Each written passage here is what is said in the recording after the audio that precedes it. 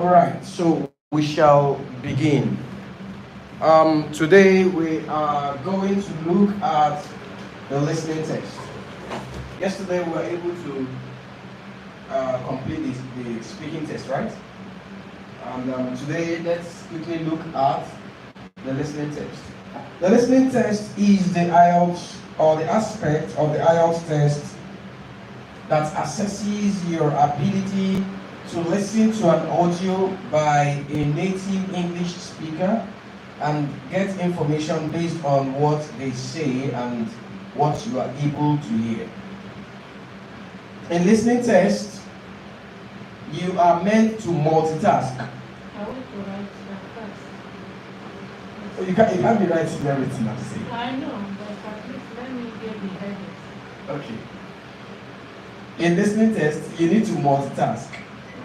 The aspect that assess your ability to understand. To listen to a native English speaker. To listen to a native English speaker. And get information or write answers based on what you are able to hear.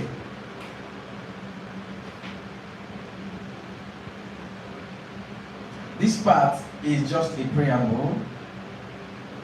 It's not necessary to actually do it. Okay, so in listening test, you are meant to multitask if you really want to have a good performance in your listening test.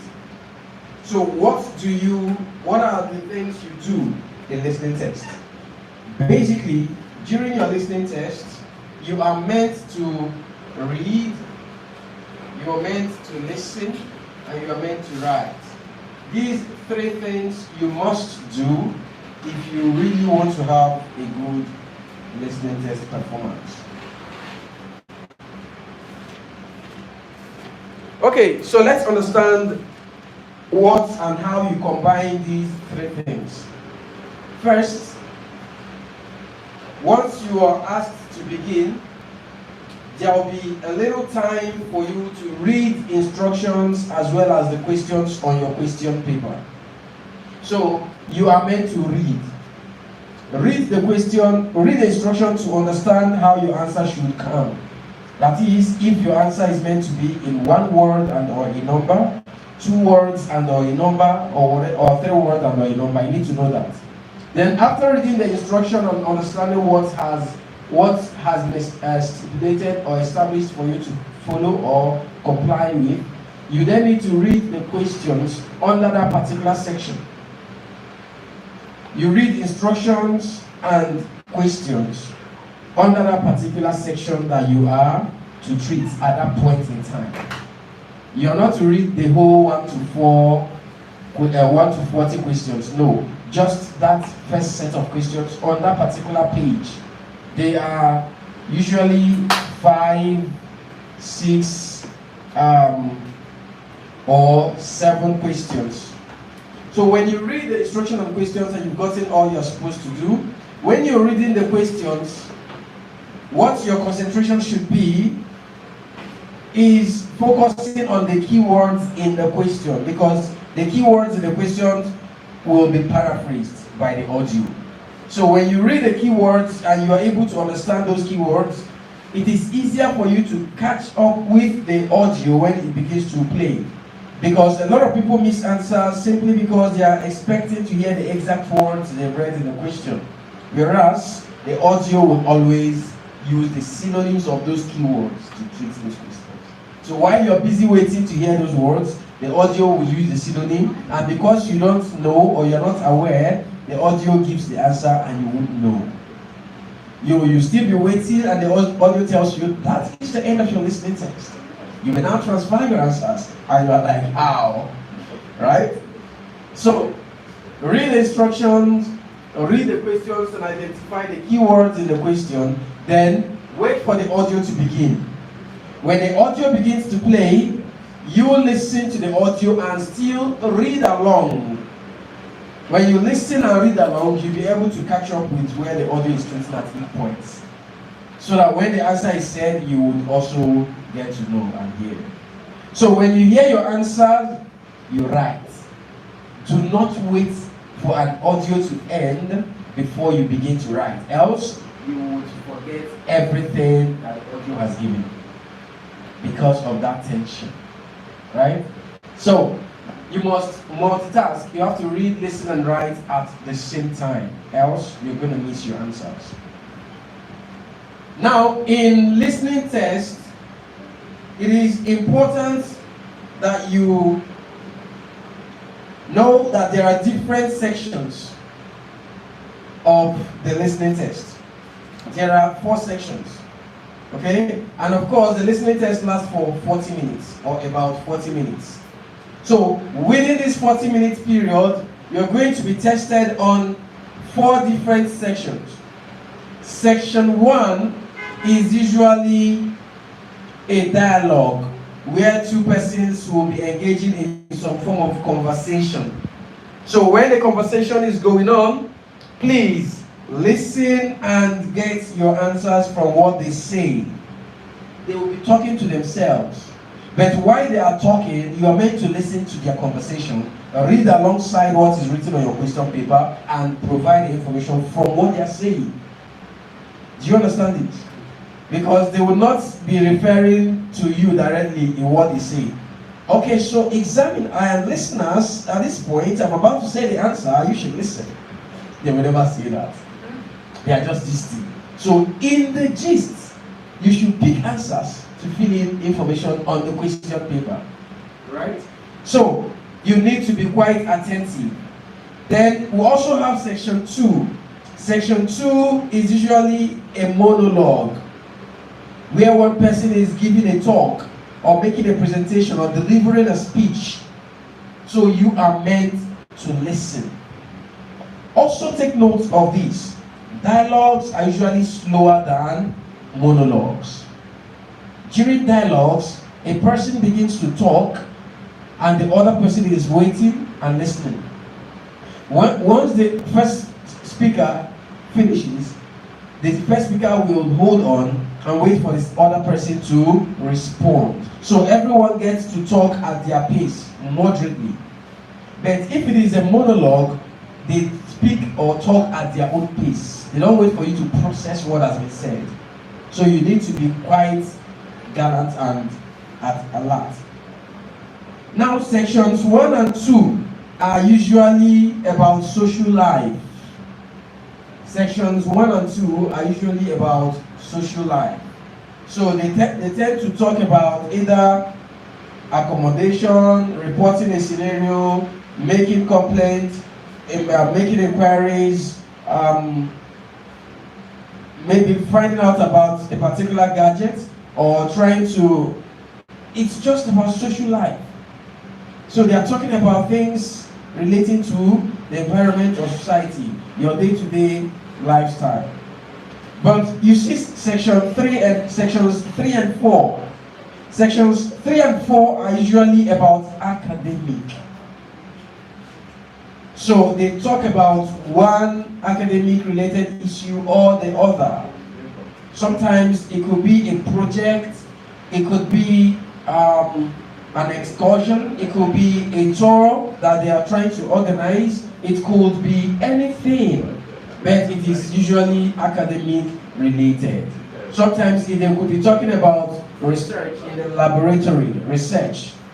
Alright? It could be about an invention or a virus and how it can be resolved. So you need to listen attentively. Now in listening test, we have important keys you can apply in order to have a good experience and performance during your listening test.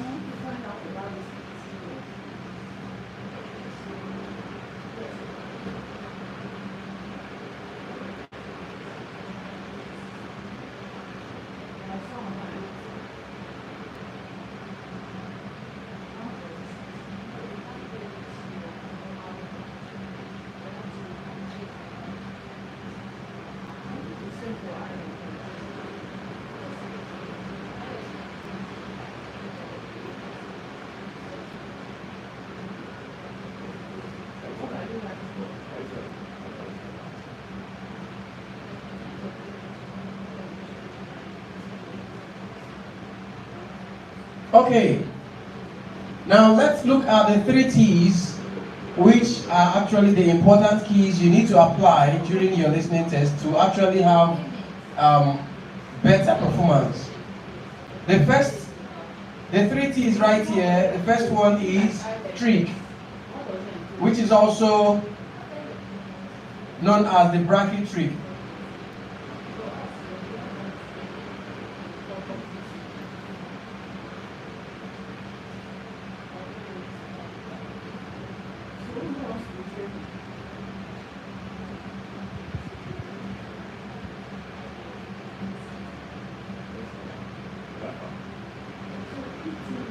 Okay.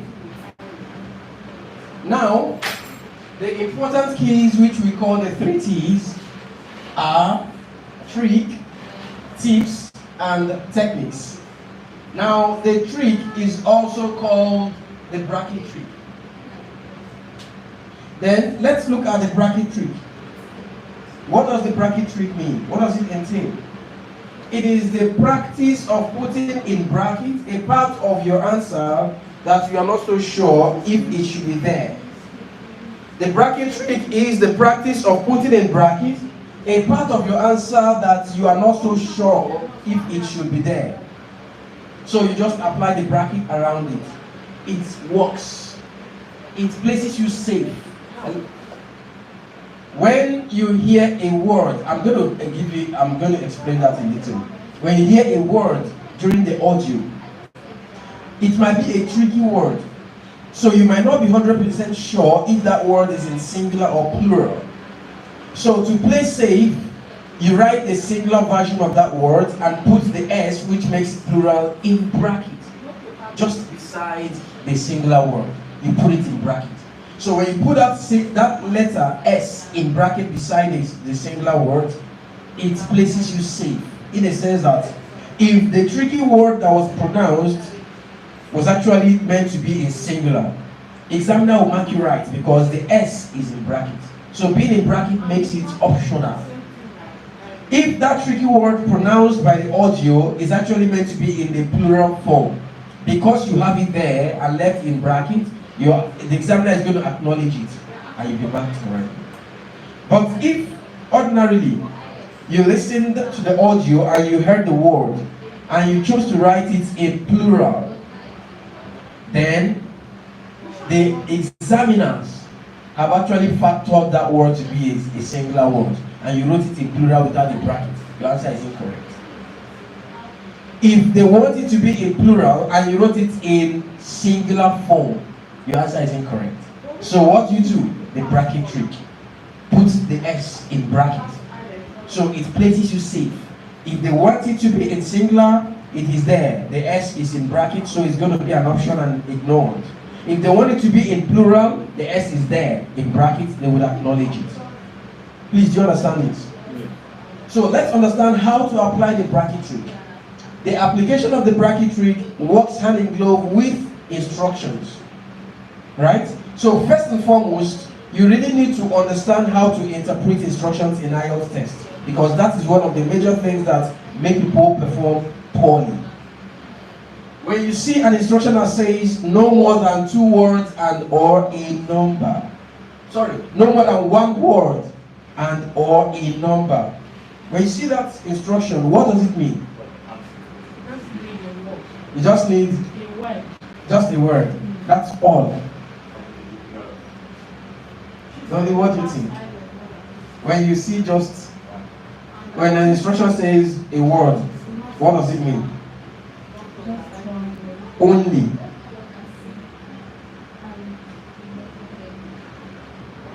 A what? And a number? Just a word and a number? Okay. So what do you think it means? To explain in 1 word. Your answer now is the answer they are looking for. Answer in 1 word. Your answer should come in 1 word. Okay? Yeah, just 1 word. Just 1 word. Alright, thank you so much. Hajar Shakirat from the Zoom platform, what do you think an instruction that says no more than 1 word and a number, what does that mean? How would you interpret this instruction? We would like to hear from you, please.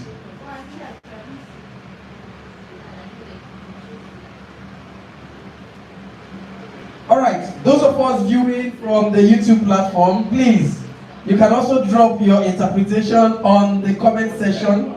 Kindly like this video and you're free to share with your friends. We'd like to know what you would interpret the instruction, no more than one word and or a number. You want to add something? Don't worry, let's look at this together. When an instruction says no more than one word and or a number, what does it mean? It simply means that your answer can be one word answer. It can be one word and a number. It can also be just a number without a word. You said what? The second one, yes. So please, that's the complete interpretation of that instruction. If you fail to interpret an instruction correctly, you may be at risk of failing over 60% of your answer. Because if an instruction says no more than one word and you write two words as an answer, automatically it is incorrect. In IELTS will not say, oh, you actually got it right, just he added one word. No. Even if you added just a letter to an answer and that letter is not supposed to be there, your answer will be correct. IELTS does not give half a mark. No. It's either you get it right or you get it wrong. So you need to really understand the instructions. So having understood this instruction, how then can we apply the bracket trick in an answer that is coming as just a one-word answer?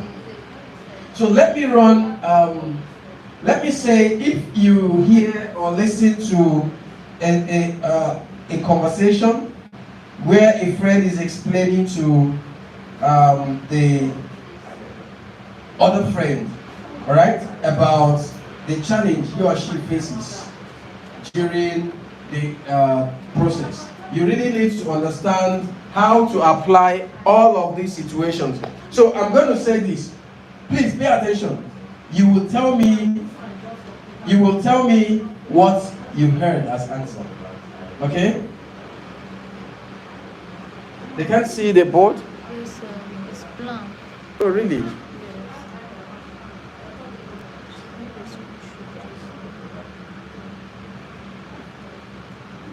Why are you showing your face? Okay. Aja Shakira, sorry, can you see the board now? So sorry, I didn't notice that. Multitasking. Sorry, I'll be checking. Okay. So, when you listen to an audio such as this, please pay attention. You are going to give me your answer. Hi, good morning. Good morning. How are you today? I'm not very okay. What's the problem? Recently, I've been having challenge sleeping very well at night. Why? What might be the problem?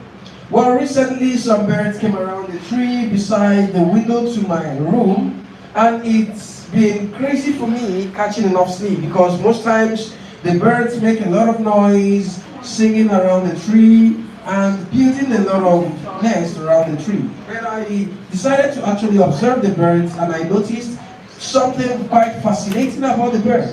What could that be? Well, the birds usually team up to build their nest, and it's quite interesting. And then the audio fades away. The birds usually team up to build their nest, and then the audio fades away. Now the question is this. According to the friend,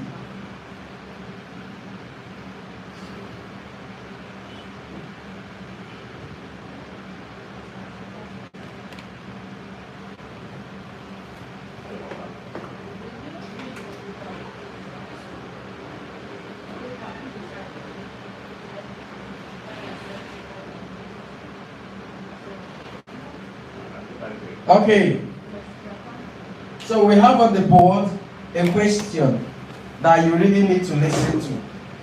You need to actually provide an answer to rather. So according to the friend, the birds often collaborate to construct their dash. What is the answer? Nests. Their nests. And then in the bracket. Their nests. In the bracket, you put S. You see? Yeah. So, Nest. So you write N-E-S-T in bracket S. This is the safest thing to do. It is the safest thing to do. Please don't write next because you are not the owner of the language. You need to write what you feel will place you safe. Because if you write N-E-S-T and perhaps what the friend pronounced was N-E-S-T-S, your answer is incorrect. If you write N-E-S-T-S while the pronunciation was N-E-S-T alone, your answer is incorrect. You added an S when there's not supposed to be one. So the best thing to do is to put the S in bracket. Right? So this is how to apply the bracket trick around an instruction that says no more than one word. Please, is this clear? Let's also look at when you are treating date of birth. Date of birth. For date of birth, you may be faced with a question that requires you to write the date of birth of the speaker at that point in time. So if the person says, I was born on the 26th of December. 26th of December. So this is 26th of December. Now when you hear this and write it, first and foremost, your answer will be incorrect if you write it this way. The reason is because instruction says no more than one word and or a number. Right here we have two words, of and December. Two words. Do you understand this? You cannot also write 26/112. This as well will be incorrect because the instruction says no more than one word and a number. And here we have 1, 2 numbers. So your answer will still be incorrect. So how do you do it? You need to bring in what the mathematicians call elimination method. So what do we eliminate? We eliminate all. Right? So we are left with 26 December. Now when you write this, you will still be incorrect. When you write 26 December, you will still be incorrect. A lot of things in Nigeria is going too bad. Even network cannot be stable for 5 minutes.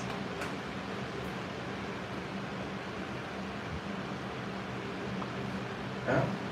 Why don't we just ban MTN from this country? It's done. Honestly, it's really terrible this time around. Since last month. Okay. So when you write 26th December right there on the board as your answer, it's going to be incorrect. So what do? Because there is no way anyone would write 26th December. It doesn't make sense. Right? So you need to understand that the correct way to write that answer would be 26th TH. Please leave this TH in bracket and have your December. In full, 26th December.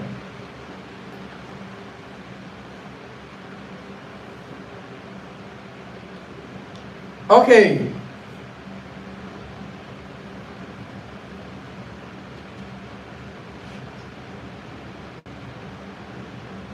Please, do we understand this?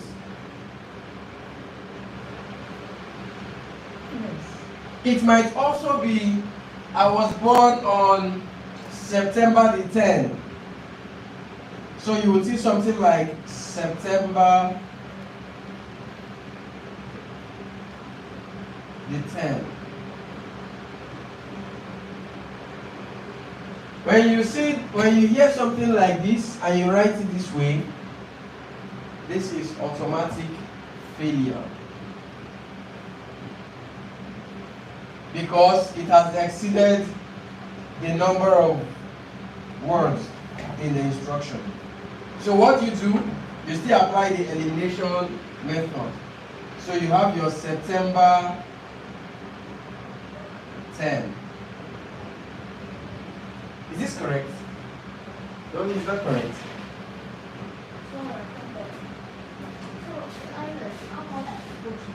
Dolly, is that correct? Please teach us. I think you have to add the TH and bracket. We have to add the TH and apply the bracket. Where exactly? Where do we apply the bracket? Okay, if I understood what you actually gave or said, you are saying we should write 10 this way, right? Is that correct? Dolly? Is that what you said? So, okay, how would you write your answer?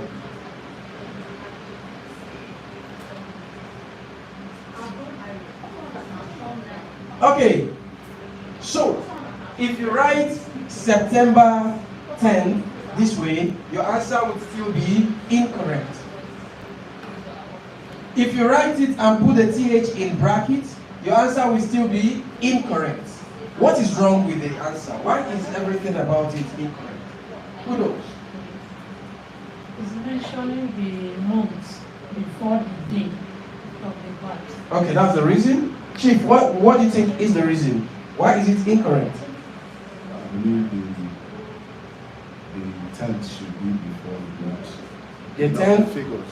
The 10th should be before the word. That's month, right? Yes. It's like arranged like this first, the 10th should be before the month.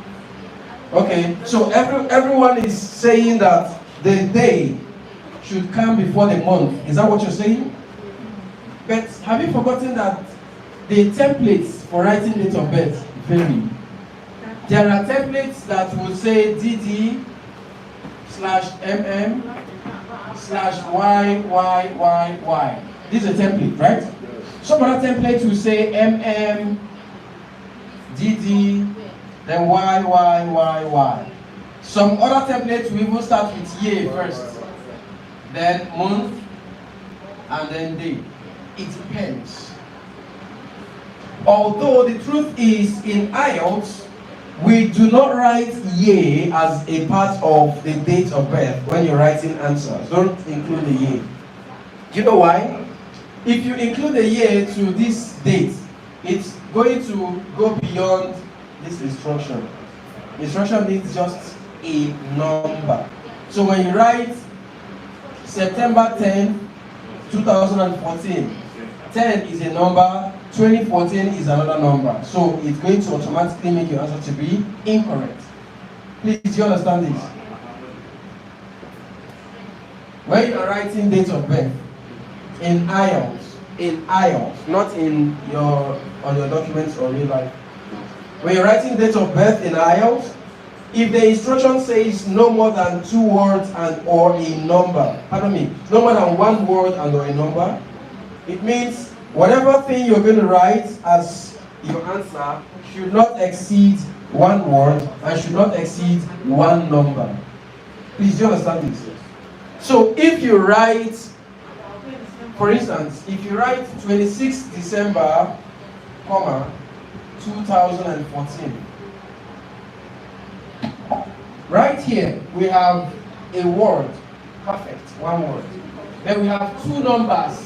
That's against the rule. Do you understand me? We have 2 numbers. So you have gone contrary to the stipulated instruction. Automatically it's going to annul your answer. Your answer is going to be marked as incorrect. That's why in IELTS we do not include year. Haja Shakirat, we are really sorry about today's send same to share to please. Okay, so what do we do right here? Why is this incorrect? The only reason this answer is incorrect is because you are writing your September in a short form. That's the only reason. There is no reason you should write any answer in IELTS in a short form. Every word must be spelled in full. Please, do not make that mistake. Every word in IELTS that you're writing as your answer must be spelled in full. Also, it is important to understand that that word right there, SEPT, is not an English word, it's a French word. It's pronounced as set, meaning 7. So when you write set as September, you've not written an English word. Please, do you understand the difference? So if you write September in full, then you write your 10 with S, with the bracket around the TH, your answer is perfectly correct. This way, September 10, then TH in bracket. Please, are we following? That's the way to go. That's the way to go. Now, it's your date of birth, the template or format you might want to use could be such that the day comes first before the month. It could also be on the other format where the month comes before the day.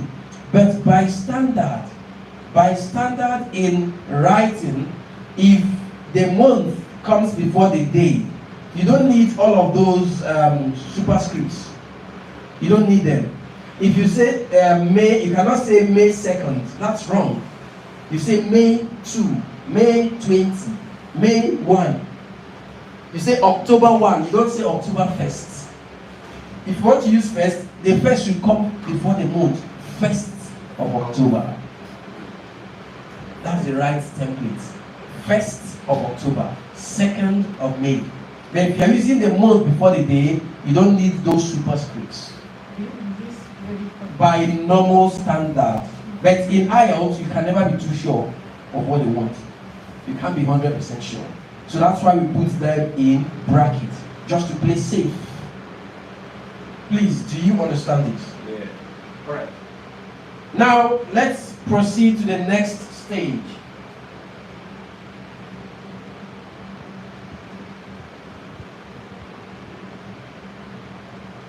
When you are treating anything that has to do with money in IELTS, anything that has to do with money in IELTS, please, you should take note of the currency in that particular section. There are usually 3 popular currencies in IELTS, so it could be this guy, it could be this guy, it can as well be this guy. The first one is what? What currency is this? Dollar symbol, right? The second one right here is what? Pound. The pound symbol. And the last one? Euro. Euro. Thank you. Now, it could be any of these 3 currencies. Yes, please. Are you saying we should take note of the symbols? Yes, you need to observe the symbol. Now, observing it, I want you, when I say observe, I mean so you know what the currency being used is. Alright? Now, in IELTS, if the question requires you to write an amount, perhaps in dollars or in pounds or in euro, you should be careful to check the question paper to confirm whether there is the currency right there on the question. If the question already has the currency, please, when you're writing your answer, do not include the currency symbol. Just write the figure and that's it. If the question already has the currency symbol on the question paper, some questions will end with maybe transport fare. You will see it on a column. Transport fare. You will see dollar symbol dash. Do you understand this?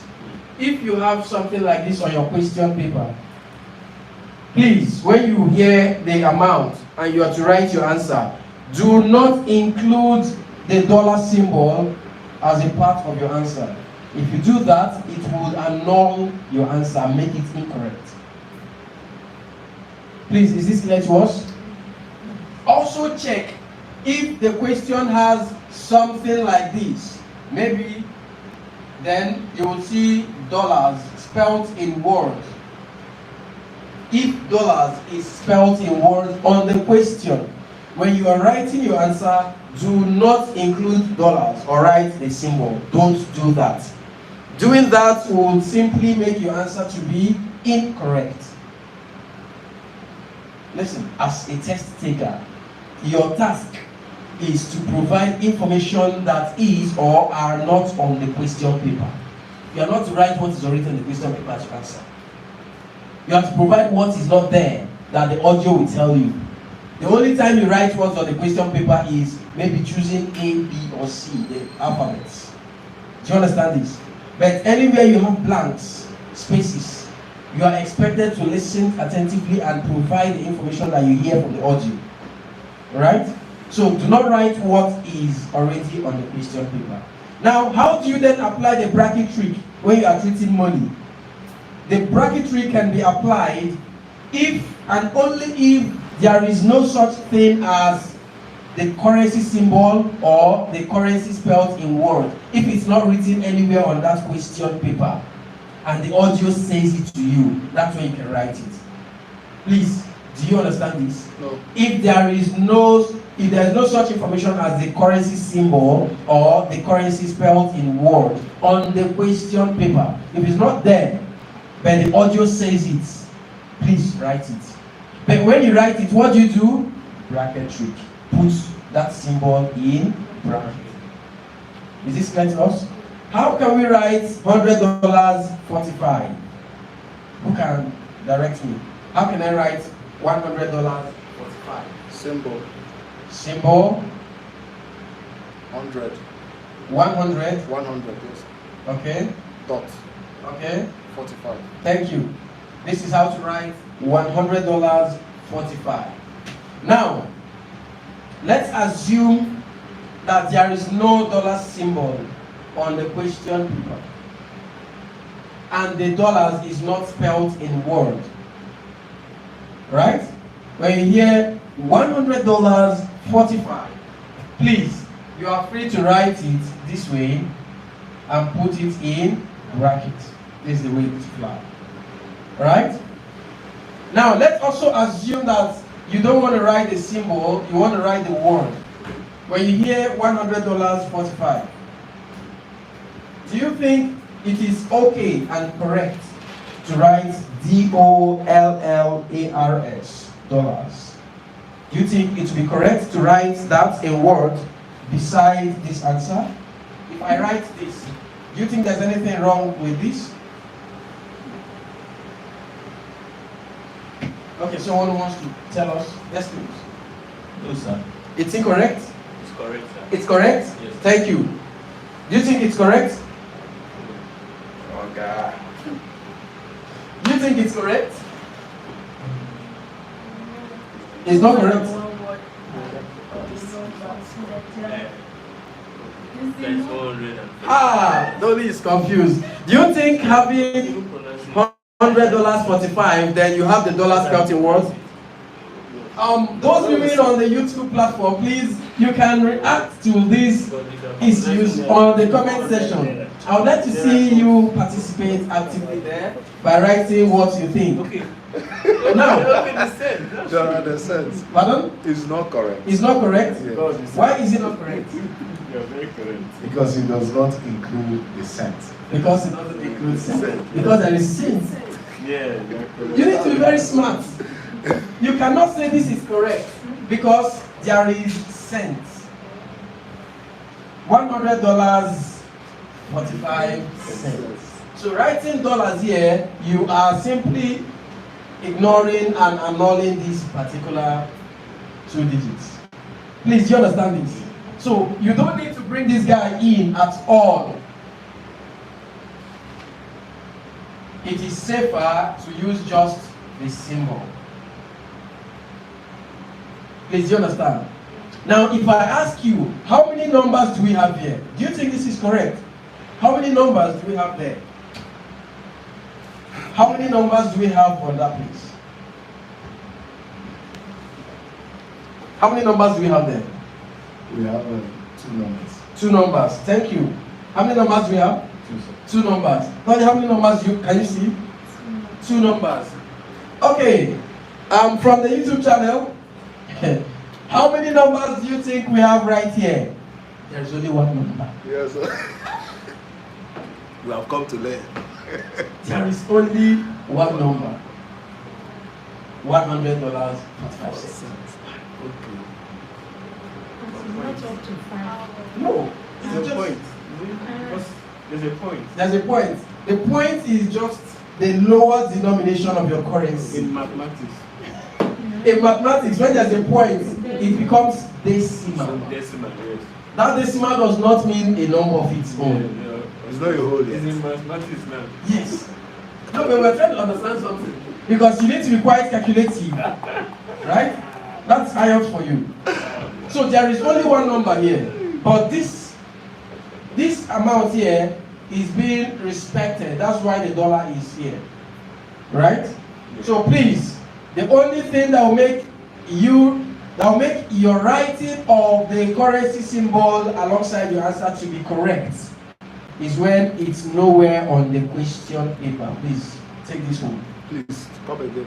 The only thing that will make your writing of the currency symbol alongside your answer and it to be correct, the only thing that will make it correct is when there is no currency symbol on the question paper, or there is nowhere dollar is spelled in word on the question paper.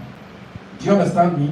If it is not anywhere written on the question paper and the audio says it, then you are free to write it. But don't forget to put it in bracket.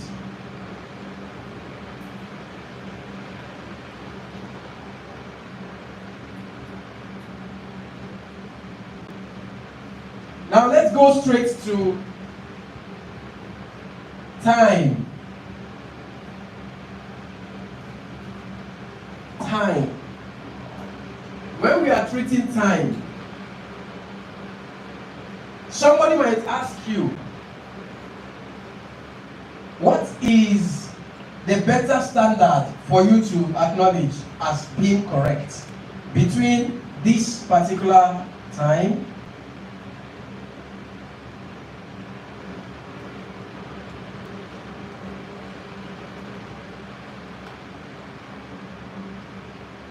and this particular time?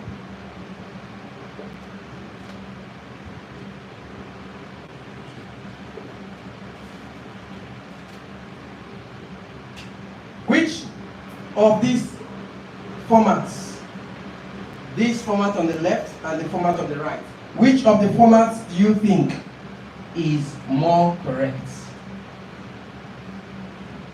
The first format on the left. The format on the left, you think that's more correct, right? Yes. Which do you think is more correct? The format on the left or the format on the right? Okay. Is this one left? I think it's the left. The format on the left is more correct. Please, which do you think is more correct?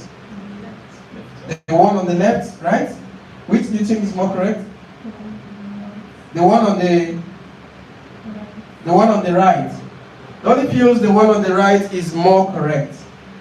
Okay, from the YouTube channel, which do you think is more correct? This or that? Okay, you can express yourself on the comment section. And please do well to actually like the video and share the link. Now, the two formats are correct. The two formats are correct. But for the purpose of IELTS, focus a lot more on this one. The other one with the colon, that one is the American template. Is the American template. This one that had just is the British template. Do you understand this? Now in IELTS, you may likely see 70% of this format. It's not like you won't see the other formats, right? You may see it, but this is also correct. Do not think it is incorrect when you see it. Now my next question will be, of these two different time. What does the first one represent? Or what is the difference between the two time here? 09.20.20 or 9.20. Which or what is the difference between the two time right there? No difference. No difference. Chief, what's the difference between the time right there on the board? The difference is that the other one makes it's similar to something. The same? Similar. Oh, it's similar. Chief, what's the difference between 09.20 and 9.20? What is the difference? Well, both of them are the same, but in balancing the test and units. Oh, test and unit. A clock. Something like between 4 hours and 12 hours. Which one is 24 hours? But that's the 4 hours.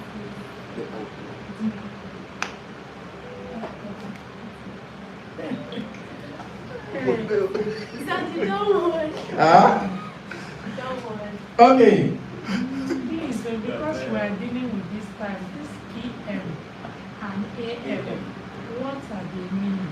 Okay. Because of course we know PM has to do with evening heads. So I need to know the meaning of that PM. Okay. I You don't, will want, I don't, I know. don't want to Google. You will know. You will know. Now the difference between these two time, these two different times, the difference is this guy right here works for 24 hours, while this guy works for the 12 hours clock. That's the difference. Okay. Now you explain. Now, why it is a big difference is because in 12 hours, so let me begin with, let me start from known to unknown, right? Yeah. That's the way education should go. The 12 hours which we are pretty much familiar with, right? This is a 12 hours clock on the wall. Now this 12 hours clock, this time you're seeing, that should be, I think, 17 minutes past 5, right? Let's assume it is past 5 this morning. When it is still 17 minutes past 5 in the evening, it will still be the same thing. Yes. Is that correct? I don't know if you understand I this. understand. 17 minutes past 5 in the morning, that's what you have. That's right. 17 minutes past 5 in the evening, still that same time is what you will see. Yes. That's for 12 hours. It never changes. So 9:20, if it is 9:20 in the morning, it will be 9:20 in the morning. If it will be 9:20 in the evening, it will be 9:20 in the evening. The only thing that will help you to know whether it is morning or evening is when you have your Weather. antemeridian or post meridian. Or weather. Or atmosphere. Whether this time can be deceitful. Anti Not anti. Ante, E, not I. Okay, answer. Yes, meridian. And So post. you go and ask me. No, they won't ask you. No, that's not. It's none of their business. They won't ask you that. And post Meridian, yes, please. Now, so you would understand that if it is 9:20 in the morning, you would see AM, right? Yeah. That's what will tell you that this is morning. If it is 9:20 in the evening, it will be PM. That's for 12 hours. But it will still maintain 9:20. But the 24 hours clocking, you can't see a particular time twice in one day. It's not possible. When the time clocks 0000, what time of the day is that? 12. 1 a.m.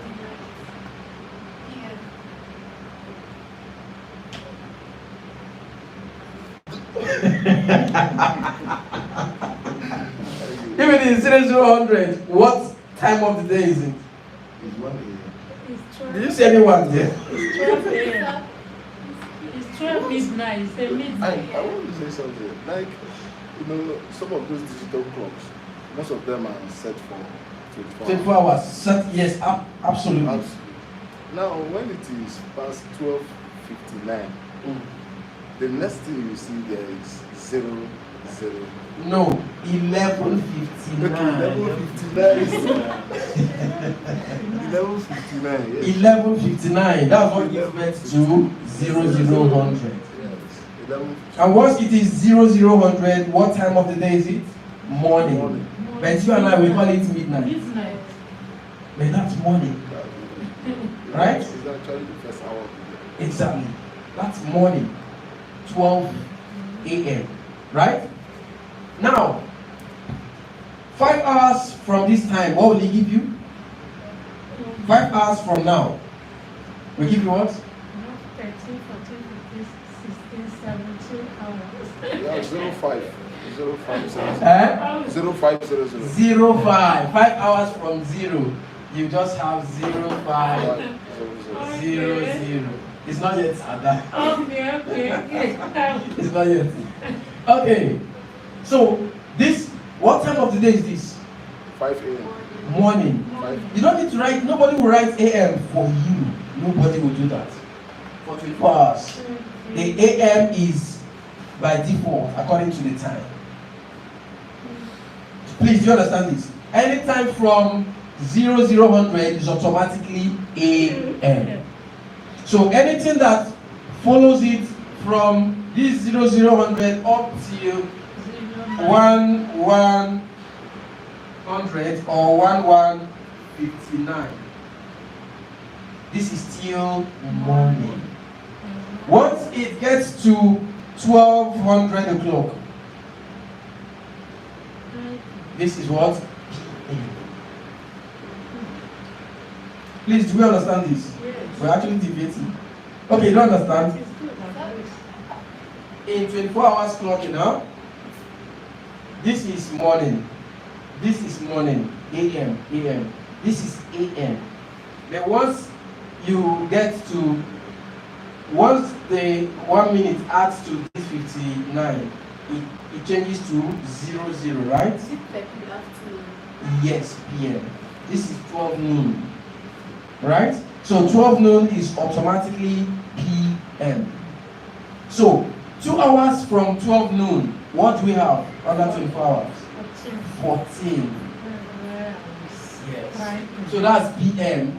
So under 12 hours, what will 1400 be? Under 12 hours clocking. 3 o'clock. No, 2 o'clock. 2 o'clock. Do you understand the difference?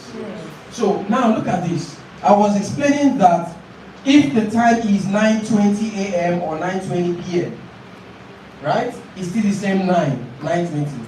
But under 24 hours clocking, if the time is 9:20, this is a.m., right? Nobody will put it for you, but you should know it's a.m., right? Yes. Under 24 hours. Now when it is 9:20 p.m. under 24 hours, what will it be? 21:20. This is 9 p.m. Please, do you understand the difference? Yes. It's very clear. But I would like to inform you that IELTS will not test you using 24 hours. A lot of us will fail. Don't worry yourself. Okay. So many of us will fail. The people who cram this 24 hours time the most are those that watch Z World, foreign channels. When they are advertising their program, you hear 24 hours GT, 42 hours ET. That's the way they set their time, right? But you and I, what's the time? 15 minutes after 2. That's all. Right? Just a little bit of digression. Okay? What was that? GMT is what? Greenwich Meridian Time. Yes. Okay. Now, when you are treating time, usually it will be 12 hours, right? When there is a space for you to write time, in most cases, time in IELTS could either be talking about schedule, maybe transport schedule, or a meeting, appointment schedule, or study time, or eating time on the question paper. So when it has to do with time, please listen attentively and also read carefully on your question paper. If your question paper shows AM or PM on your answer when you hear the time, please don't write AM or PM, write only the time. Is this clear? Yes.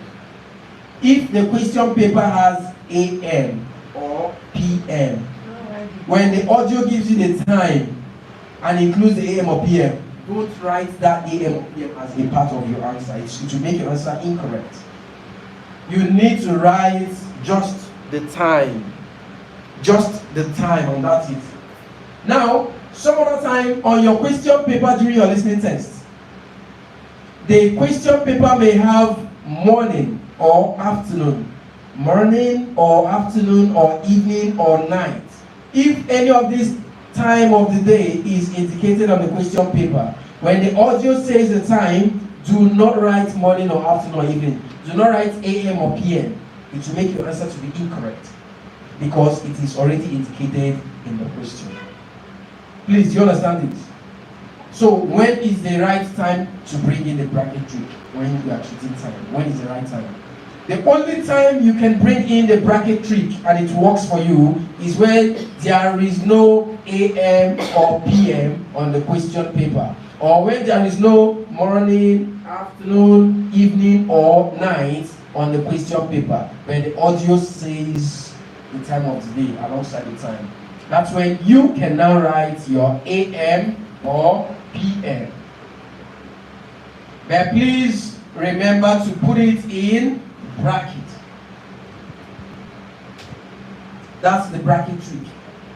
It will place you safe, right? It will help you to stay safe.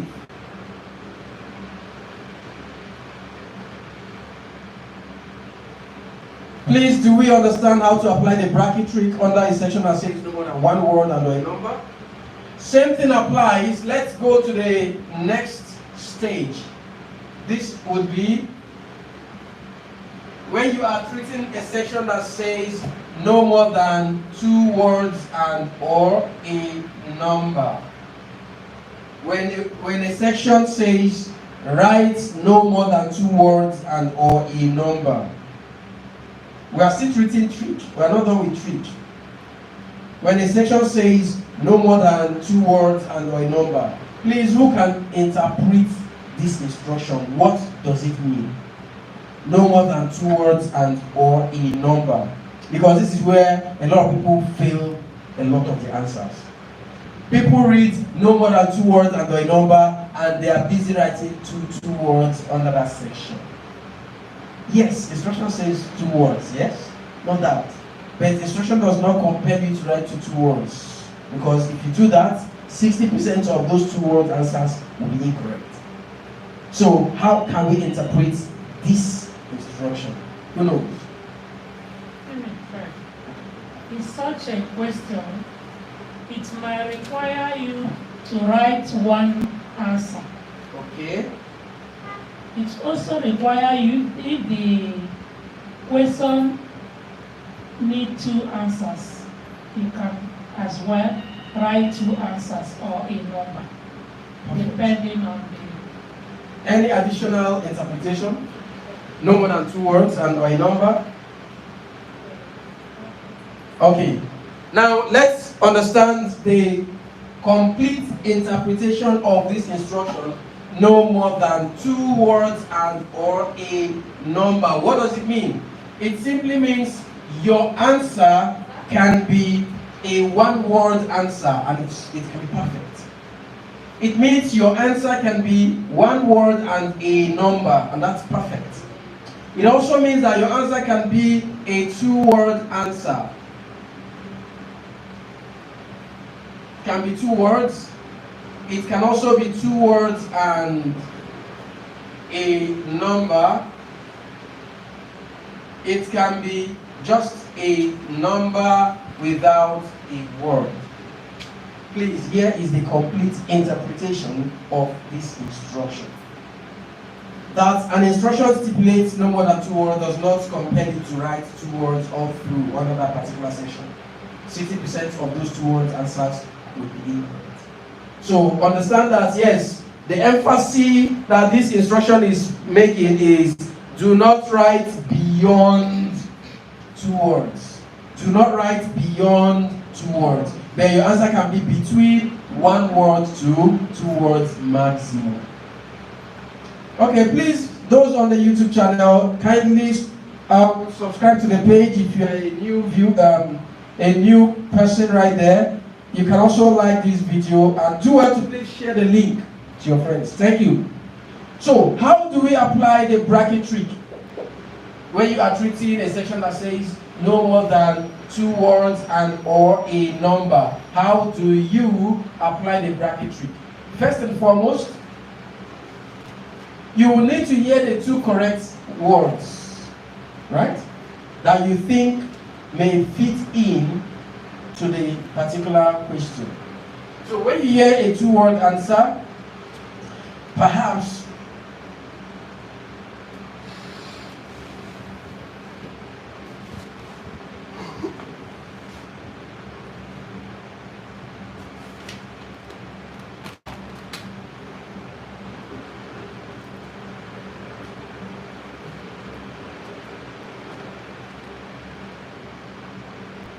petty trader. Petty trader. Petty trader is a 2-word answer. Of course, by the provisions of the instructions, your answer is in consonance with that instruction. Is that correct? But that doesn't mean the answer absolutely requires 2 words. You are not 101% sure. You can never be very sure. So what you do, you look at the 2 words you've written out, try to factor out which is the primary, the key word, which is the key answer among these 2 words. Is it petty? Is it trader? If you are to compare the 2 words, which do you think is a more correct word or a major word out of the 2 words there? The trader. The trader? Okay, so petty right here is more like a supporting word, right? So it's actually an adjective, correct? Describing the category of the trader. The trader falls under the petty trader category. There are maybe moguls too, right? Or tycoons. So trader is the noun. So in this case, what you do, apply the bracket trick around petty and leave trader open. Trader is your main answer, is your primary answer. Petty is just your supporting answer. So when you leave it in brackets, what you have done is giving the examiner the option. You are telling the examiner if you need petty to be added compulsorily for my answer to be correct. I have it right there. It is in bracket, right? But note that my primary answer is trader. So if the examiner wants only trader to be the answer, you already have it perfect. This guy is an option because of the bracket. So the examiner will ignore that word in brackets and mark your trader because it's the open and correct answer. If the examiner wants both petty and trader to be there compulsorily, you already have them.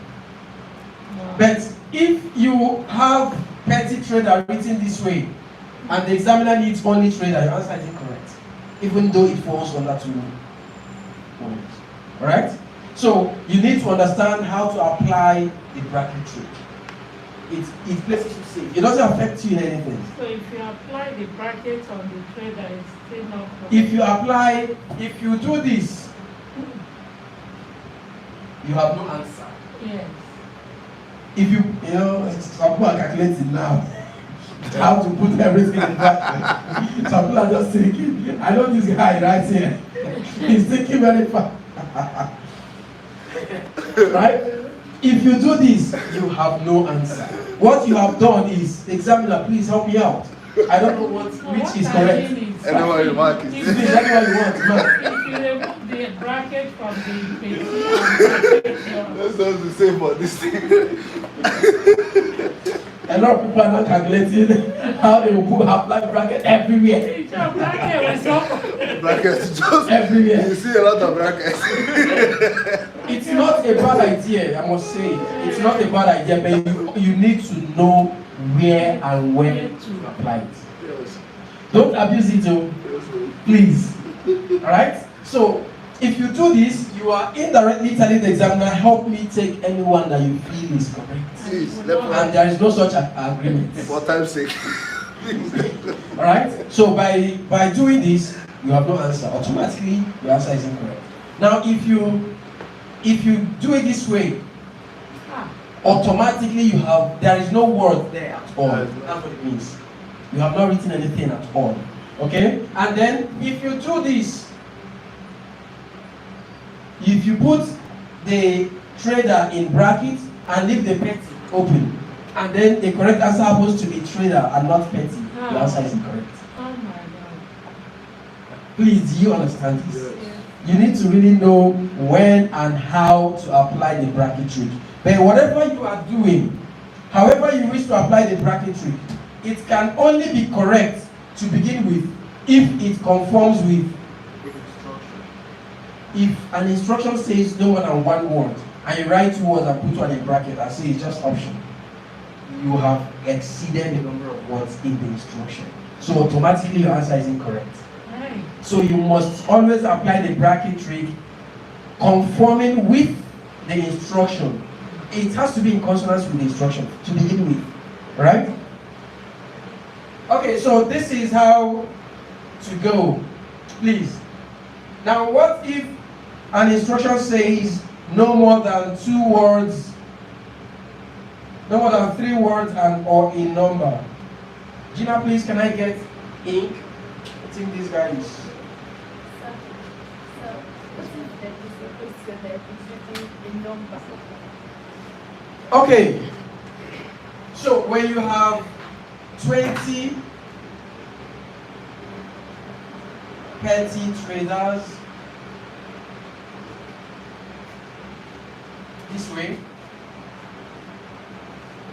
to apply the bracket trick, you can put your 20 in its own bracket, put your petty in its own bracket, and leave the trader, which is your primary answer. Leave it open. By this, if what the examiners have configured to be the correct answer is 20 traders, this petty will be ignored because it's in bracket. If they want petty traders without number, this will be ignored and will work with this. If they want only traders without 20 petty, they will be ignored. If they want the third, everything is there. Please, do you understand this?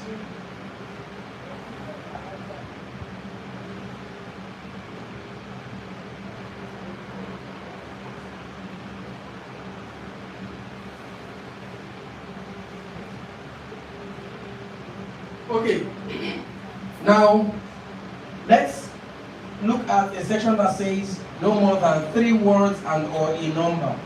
No more than 3 words and or a number. How would you interpret this? Gina, tell her to come in. How can you interpret the instruction no more than 3 words and or a number? How can that be interpreted? In this case, the answer could be 1 answer, 2 answers, 3 answers, and a number. Thank you. Do we agree with her? It simply means no more than 3 words does not mean you should go writing 3 words all through, please. You are shooting yourself in the foot if you do that. It simply says, no, write no more than 3 words. Don't exceed 3 words. However, you can write 1 word answer. You can write 2 words answer.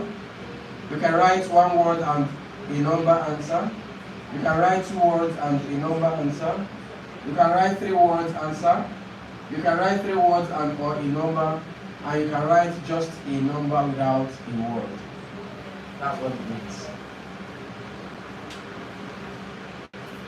No more than 3 words. Means your answer can fall between 1 to 3. But please do not exceed 3 words. Please, is this clear to us?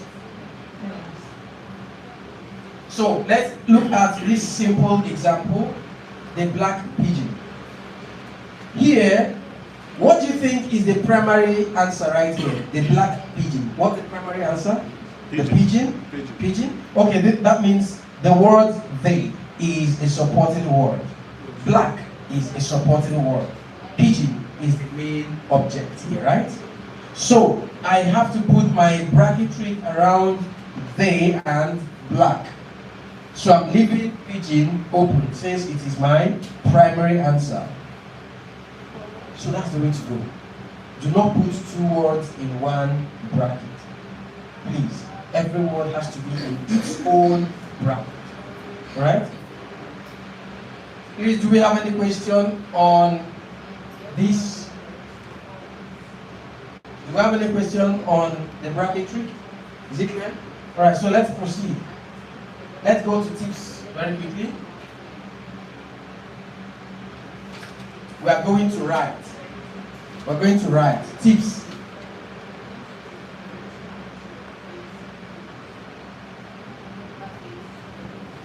Tip number 1. Tip number 1. Always read instructions before starting any section. Tip number 2.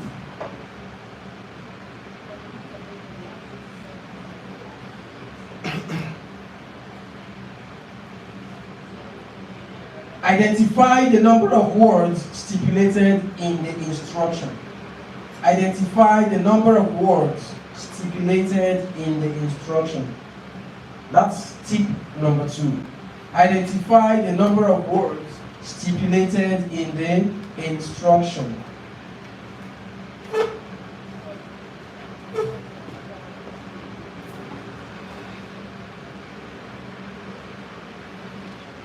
Identify the number of words stipulated in the instruction. Tip number 3.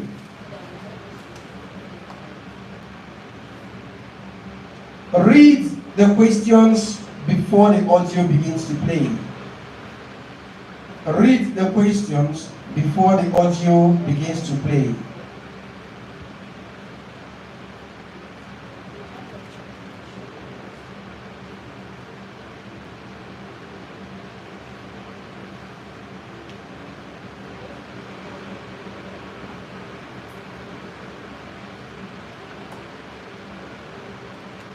Tip number 4. Tip number 4. Write your answers while the audio is playing. Write your answers while the audio is playing.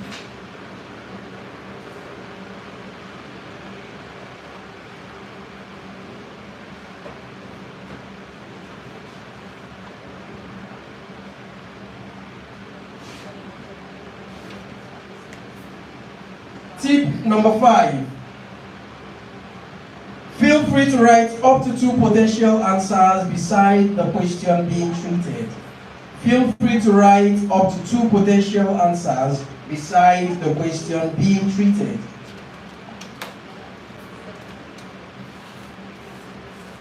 Feel free to write up to 2 potential answers beside the question being treated, but endeavor to transfer the more appropriate. Potential answers, but endeavor to transfer the more appropriate answer.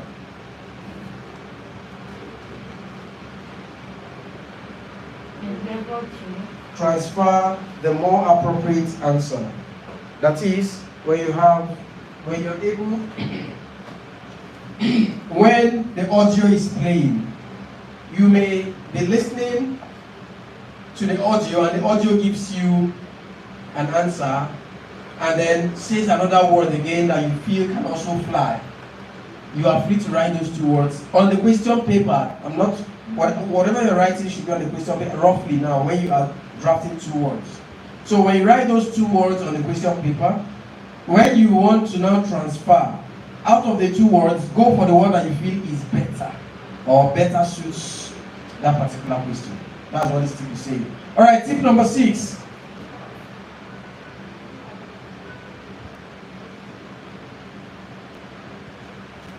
Ensure to transfer all your answers to your answer sheets accurately. Ensure to transfer all your answers to your answer sheets accurately. Ensure to transfer all your answers to your answer sheets accurately.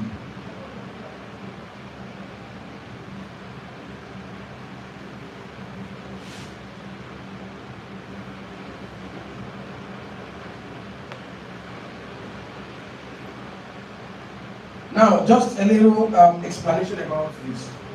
You know, in listening test, some people feel it is best for them to write on the question paper first, by way of filling in the blanks as the audio is going. They feel it's smoother and easier for them.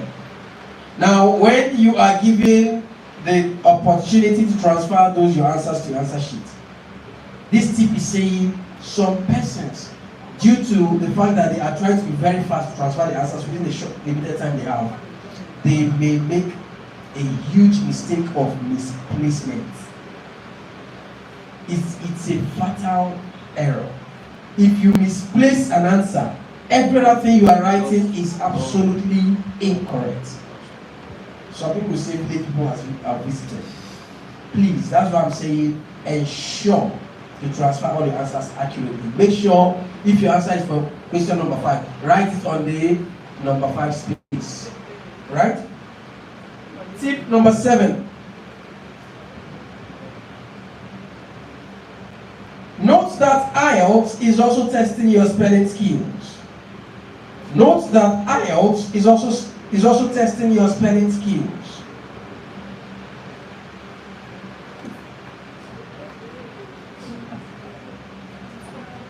Note that IELTS is also testing your spelling skills. Therefore,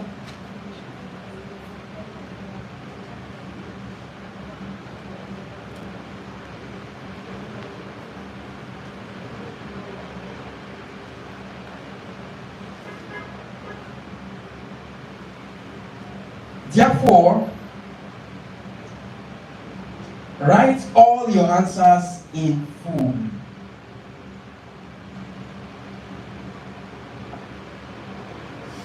This means you must never abbreviate. You must never write shorthand. Every word you have to write as your answer has to be completely spelled. Because in listening test, correct spellings matter a whole lot. Alright, tip number 8. Never pause your concentration in order to think of an answer mixed while the audio is playing. Never pause your concentration to think of an answer mixed while the audio is playing. Huh?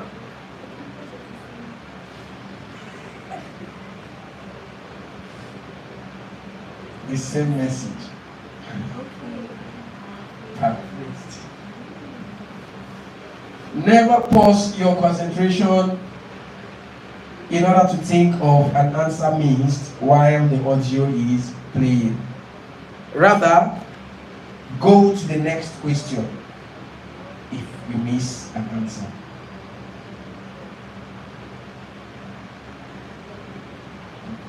Rather, go on to the next question should you miss an answer. Never pause your concentration just to think of a question you have missed while the audio is still playing. Rather, go on to the next question when you miss an answer. To explain this a little, please, the IELTS listening test is a flowing stream. Anyone that flows past you is gone forever. So don't try to run to catch something that has passed. Face the present. Alright?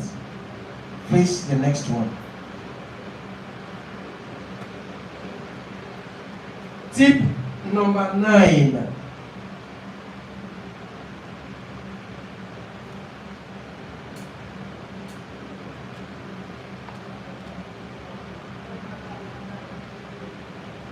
If your punctuation skills and knowledge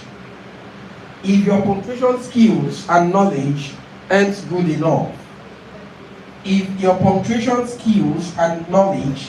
good enough, please write all your answers in block letters. If your punctuation skills and knowledge aren't good enough, please write all your answers in block letters, capital letters.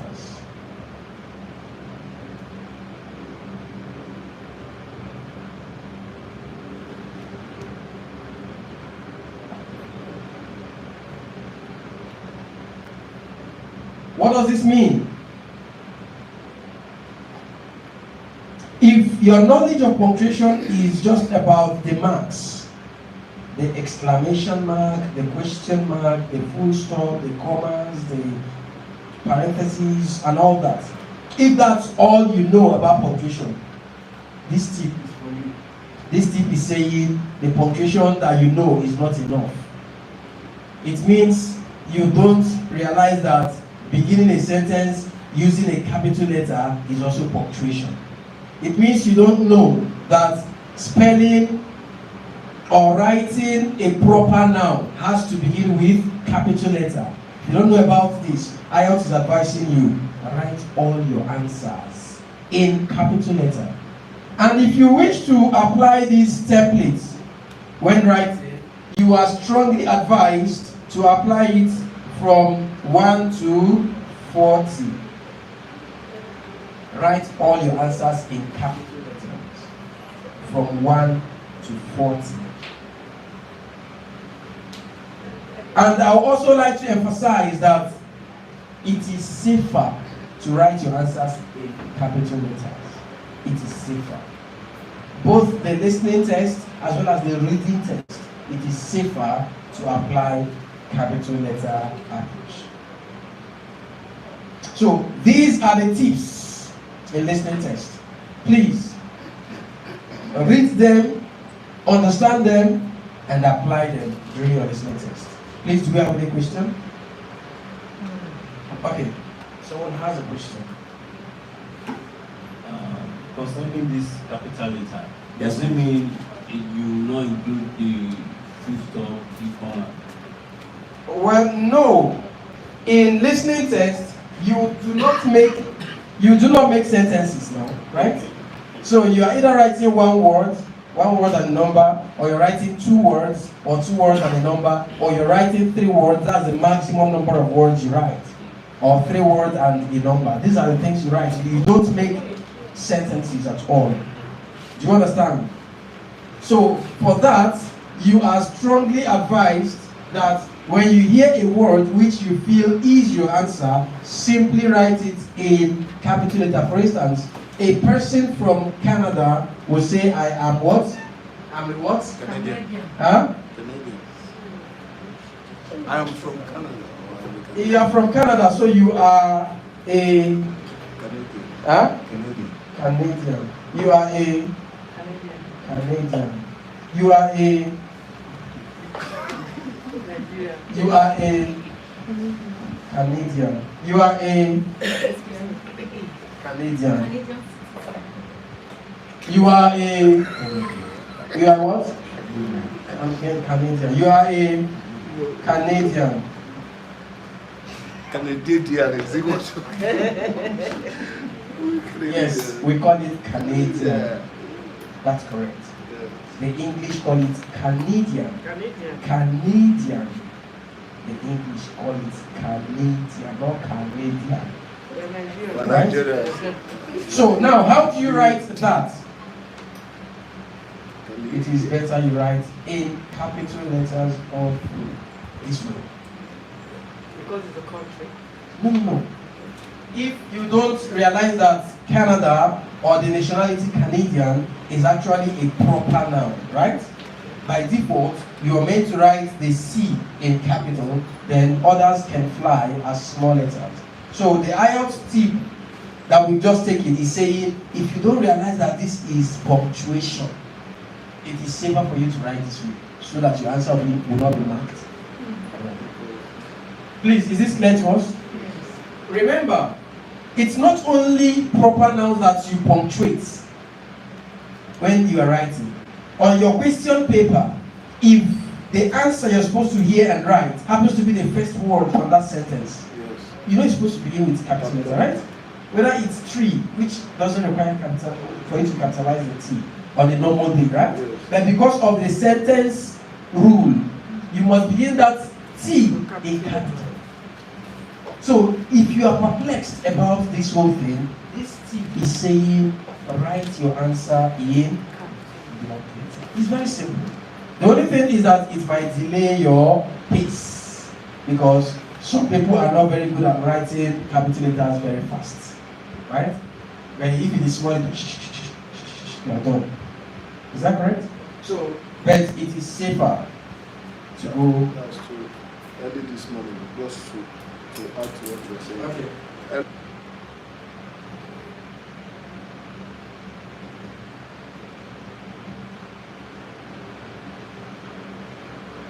Okay, so that's very correct, because in IELTS there is no such thing as he got it just that this extra S, or he got it just that he didn't add S. IELTS does not.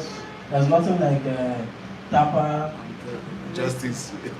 Tampa, Justin Bieber. It is just right. There's no such thing. It's either or These are the two things there. So you have to get it right. Right? Now let's understand the greatest reason a lot of us don't know when our answers are usually said. The biggest reason we don't know when our answers are said, and the next thing you hear is, that is the end of section 1. You may now transfer your answers. This is one announcement that makes us feel very cold. And you are like, Like, what? when? How? Because they say you should transfer answer, you have not known anything more.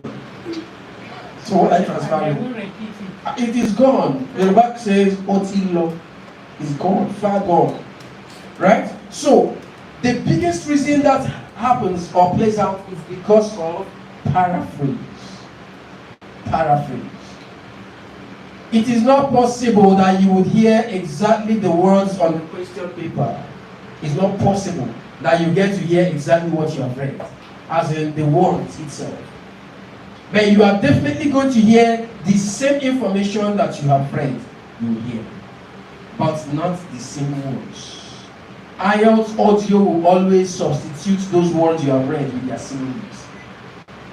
Right? So when you have read a question, you are waiting to hear the words there. Audio has started. Audio has said about that place. Audio has mentioned the answer. You are still waiting. You think they are just playing. Alright? So, let's understand how that plays out. How paraphrasing moves from words to figures, from figures to words, from words or figures to fractions or percentages, or from words or figures to general terminologies. First and foremost, you would read the word in a question that might say something about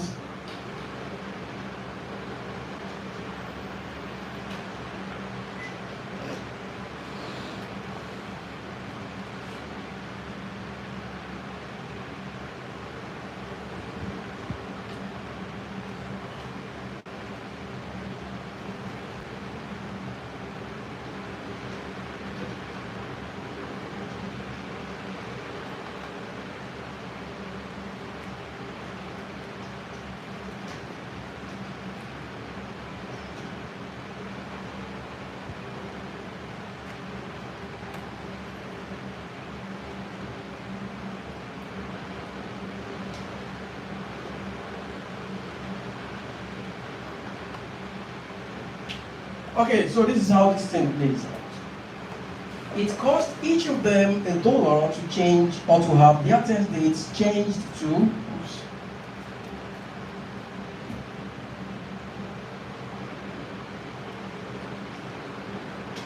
It cost each of them $1 to have their test dates changed to dash.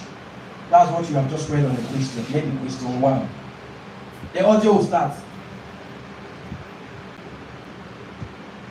In order to move their test date to a later time, preferably a date that will be most convenient for them, and this has to be summer. Of course, it wasn't for free. They had to pay about 100 cents. I've said the answer. For those that listen, I'll take this again. You tell me your answer, but I'll tell you where paraphrasing took place. Well, from the inquiries and queries we received not too long ago, the management decided to adhere to the pleas of students. And for that, the management rolled out a little rule of which the students were advised to bring in their proposed preferred test date. For that, students had to make certain amount of payments for their test dates to be moved to a later time that is most preferable to them, and that is the winter time, and they paid about 100 cents. What is the answer? IELTS. You didn't hear the answer? I'll take it again. The management, after listening to all the students' queries and plea, decided to dance to their tune. And to do this, he mandated every student to actually pay a token to enable them move their preferred test dates to a later time. And of course, the winter was when the students chose. The amount they were paid was just 100 cents. What's the answer? The winter. Huh? The winter. The winter? What is your answer? Huh? The winter. What's your answer? The winter. You didn't hear? What's the question? Brackets. How many? What was that? How many words? Word, right? One word. Winter. Winter. Winter. You have winter. Winter. Winter. Winter? Not the winter. Okay. The answer is winter. Winter. That's when here said changed. The audio says moved. Here said $1. The audio says 100 cents. 100 cents is equivalent to $1. So your question has work, and your audio is giving you 100 cents. Figure. Now what for them, sir? That is how the paraphrasing plays out. So you need to read the question beforehand. Whenever audio tells you section 1, you will hear a talk between two friends discussing about their experience in the last tour. First, you have some time to read questions 1 to 5. When you are told to read 1 to 5, it is because of paraphrasing. That's why they're allowing you to read. They want you to read and look out for possible information that can be paraphrased. So that when the audio begins, you'll be able to catch up. But some people are stubborn. They will not read. They will still wait until the audio begins to play. So when the audio begins to play, their eyes are looking at those words they're seeing, they're not hearing anything. Answer is saying, that one is passed. The audio is on another stage. They are still waiting at number 1. Audio is written number 2. Answer, number 2, number 3. And before they know it, that is the end of your section 1. You may not transfer. Hi. Right? Please, when you are advised to read. It is for your own good. Right? So, audio can paraphrase things or information written on your question papers in words, then your audio will paraphrase them to figures. Right? Sorry, I didn't get that. I said, audio paraphrases what is written on your question paper in words to figure. Okay. But the figure will still mean the same thing. It is just for you to stay at alert. Is that clear to us?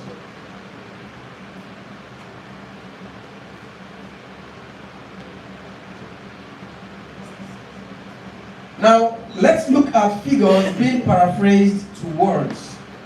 When your question paper has something about 4 weeks, audio will never tell you anything about 4 weeks. It might tell you a month. Is it not the same thing? Please. When the question paper says 30 minutes, every 30 minutes the alarm rings and the audio will never say 30 minutes, it will tell you half an hour. So when you are busy looking for 30 minutes, waiting to hear, it's gone. And because you are not following, you won't know when answer will be said. You understand? So please, when audio says, first you have some time to read questions, 21 to 30, It's usually 30 seconds. it's not for you to cram, it's for you to Just spot usually keywords. 30 seconds. Right? So please read. Then let's go to the third category, which is words or figures being paraphrased to fractions or percentages. So when you see a quarter on the question paper, or you see 1/4 on the question paper, this can be paraphrased to fraction as what? 1/2. So if audio says 1/4. If audio says 1/4 of the children, do you understand? 1/4 of the foods or the meal, 1/4 of the whatever it is referring to that quarter that you have seen or that you read. Alright? This can also be paraphrased to percentage as 25%. 25% of the budget was earmarked for capital projects. Maybe the question says a quarter of the budget or a quarter of the estimated amount meant to be spent. So audio will never say a quarter of the estimated amount meant to be spent, blah, blah, blah. No. The audio will tell you 25% of the total money has been earmarked or fixed for dash. So you need to listen, you need to focus. Okay? You may also see that half of an entire, whatever it is, half of an entire, to be paraphrased in fraction as what? 1/2 or 2/4, right? Then it can also be paraphrased to percentage as what? 50%. Please, do you understand? Don't think it's mathematics, so it's common expression.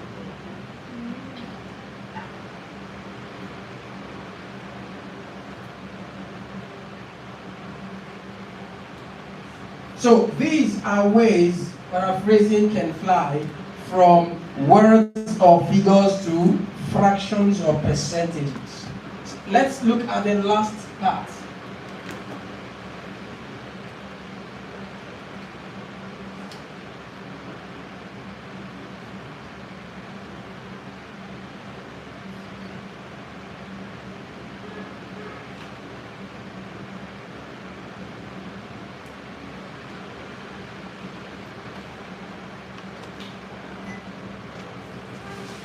Okay, at the back of your notes or jotter, wherever you're writing, at the back, please provide alternative expressions of what we have on the board. Somewhere, anywhere at the back of your notes, indicates how this might be paraphrased every day. Express how every week can be paraphrased. I'm giving us just 3 minutes. 3 minutes.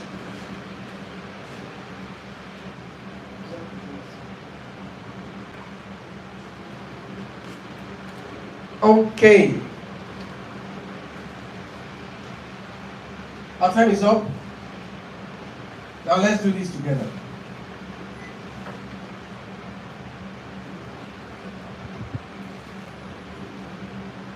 Every day. Daily. Every day. Daily. Every day. Daily. Every day. And day to day. Every day. Every day. Every day.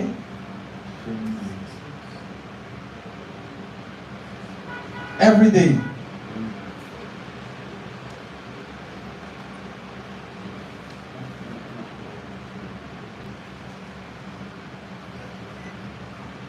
Every day can be daily.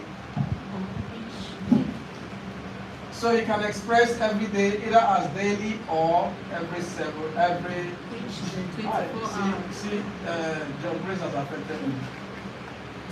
24 hours. Every week. 7 days. Every week. Weekly. Every week. Weekly. Every week.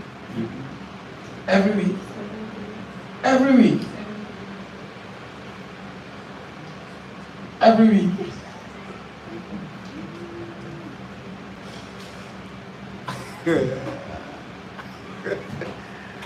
When you say weekly, is it weekly in what week? Which weekly are you talking about? 7 days. Every week can be weekly or every 7 days.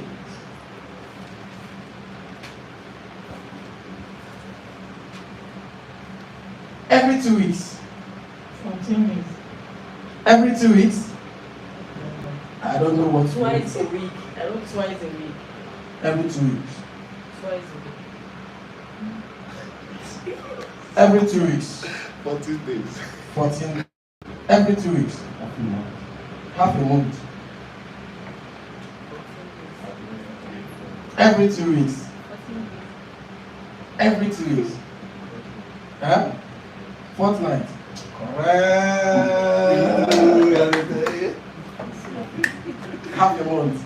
Half a month is not perfect. It's not perfect for 2 weeks. Remember, if you are talking of half a month, February has 28 to 29 days, right? So half of 29 days, how many? 14 and a half days. Half of 31 days is what? 15 and a half, right? So it's not perfect. So when you are talking about every 2 weeks, it's either you call it bi-weekly or you call it fortnight. Jumpy. Okay. 14 days is not bad, but IELTS says give us something more advanced. Do you understand? So that's why.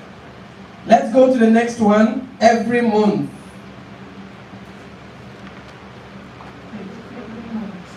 Every month. 4 weeks. Every 30 days. What of February? 29 days. Every month. Huh? 4 weeks. 4 weeks. 4 weeks. 4 weeks. Every 4 weeks. 4 weeks. Oh, this guy. He said monthly. This is more advanced. Every month, 1 word. Monthly. Then alternatively, 4 weeks if they want to use figure. Do you understand this? Every 3 months. What we have every 3 months? 90 days. Calculation. What's that mean? What? It's not quarter. Quarterly now. Oh, first quarter. First quarter of the year. It's not first quarter. No, first quarter. Give me English words. It's not first quarter. It's quickly now. Huh? 12 weeks. Huh? Every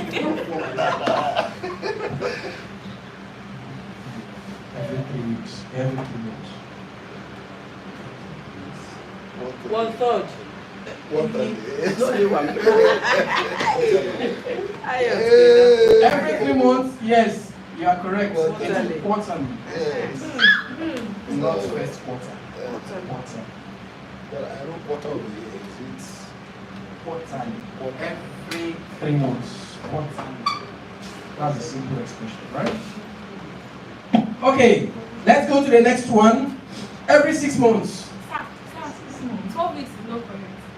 12 weeks is not correct. Do you know why? If you bring out the first 3 months, it's more than 12 weeks. It's more than. It will be 12 months plus some days because 31, 29, 28. You understand? So we're looking at something that will accommodate it almost perfectly. Right? Alright. Now let's look at every 6 months. It's a month and 2 weeks. every 6 months. Let me know what do I like. Yes, every 6 months. Every 6 months. Yes. I was shocked though. Half a year. Half a year. Yes, half a year. Half a year. Half a year. Okay, I'll be starting with you first. Every 6 months? Every 6 months?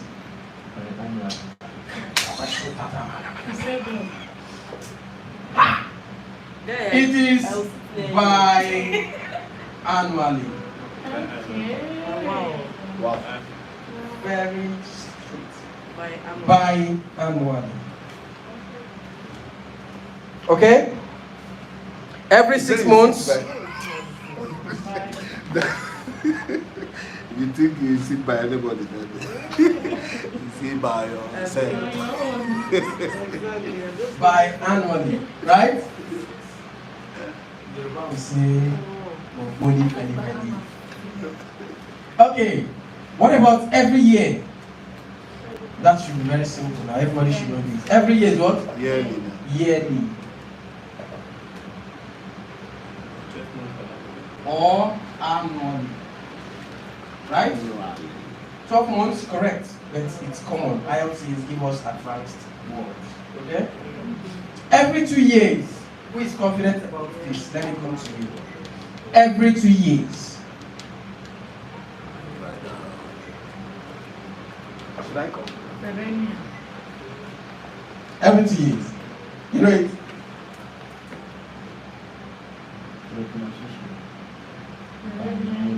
Huh? Huh? No, say it again. I'm going to correct you.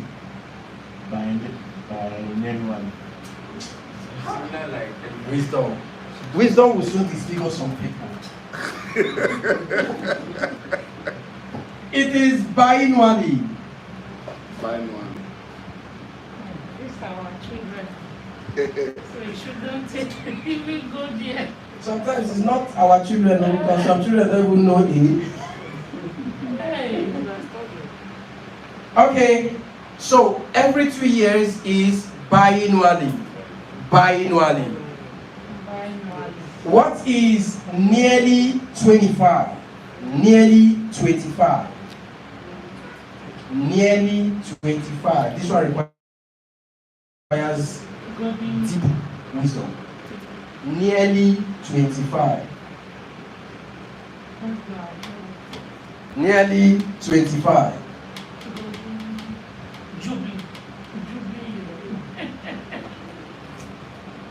No idea? Okay. Nearly 25. Are you asking me? Some a lot of.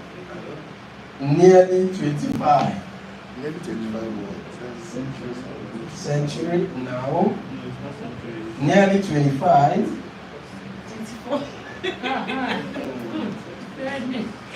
Nearly 24 is 26. Nearly 25. Nearly 25. Okay. Nearly 25 means about 2 dozens. See why you're close? 2 dozens represent what? 24. 24. So because the information or expression here says, you can sit anywhere here.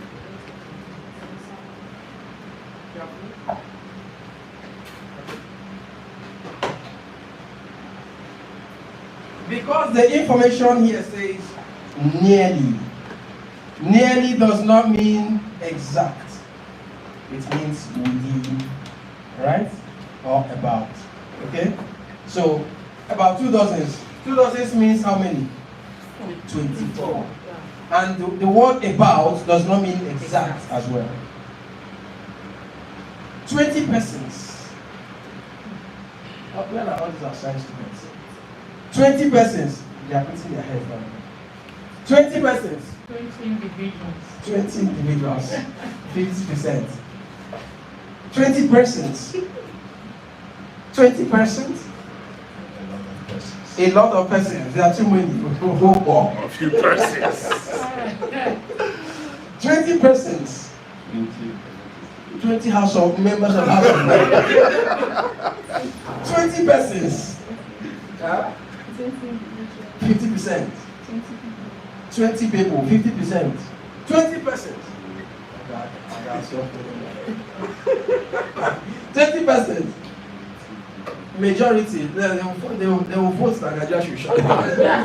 20 persons, a score of individuals. Wow.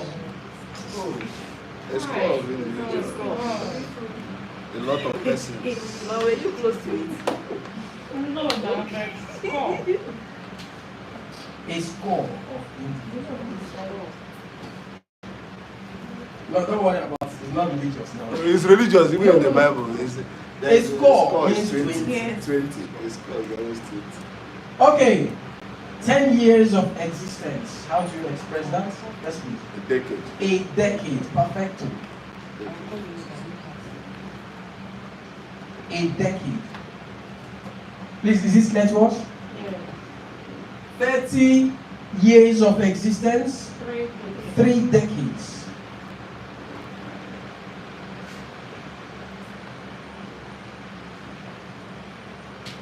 100 years of existence, a century. A century. Right? 1,000 years of existence, Millennium. a Millennium. millennium. Millennia is it? This is now your microphone. This This one is called microphone. This one is mine. It is microphone. Here is your microphone. Sir, please spell millennium.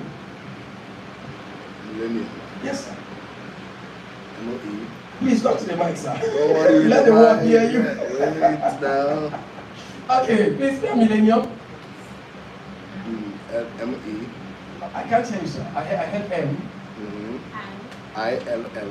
I-L-L. L-E. Another L. No, not L-L-E. Wait now. It's I'm remove what one. I'm saying. No, remove one L now. Okay, so I-L-L. E. E. Yes. N. N. I-U-N. I-U-N. Please, can I have microphone now? Please, do you agree with the spelling? Yes. 1. Do you agree with the spelling? Millennium. That should be double N. That should be double N. On your own. Do you agree with the spelling? Sir? You are sitting. Okay. Do you agree with the spelling? Do you agree with the spelling? Let me see your own. It's the same thing. I I didn't say I agree, I just want to say. But you wrote what you know now. Exactly. Do you agree with him? You go with him? You go with him? Okay. If you write this on the day of your exam, you are very correct, but it's wrong. The millennium. No. It has two N. Millennium is spelled as this. Two L and two N.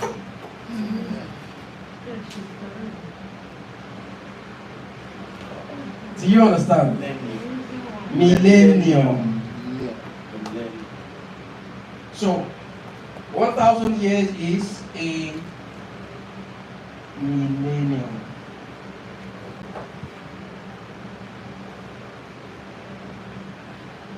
Okay, please, these things constitute some of the paraphrasing approaches of IELTS during your listening test. Please, add them to your vocabulary bank. So that when you are taking on your listening test, it won't appear strange when you read a word, maybe 1,000 years, and you're hearing a millennium. Don't expect 1,000 to be used. Audio might use a millennium. It lasted for about a millennium. And on the question paper, 1,000 is written, 1,000 years. Alright?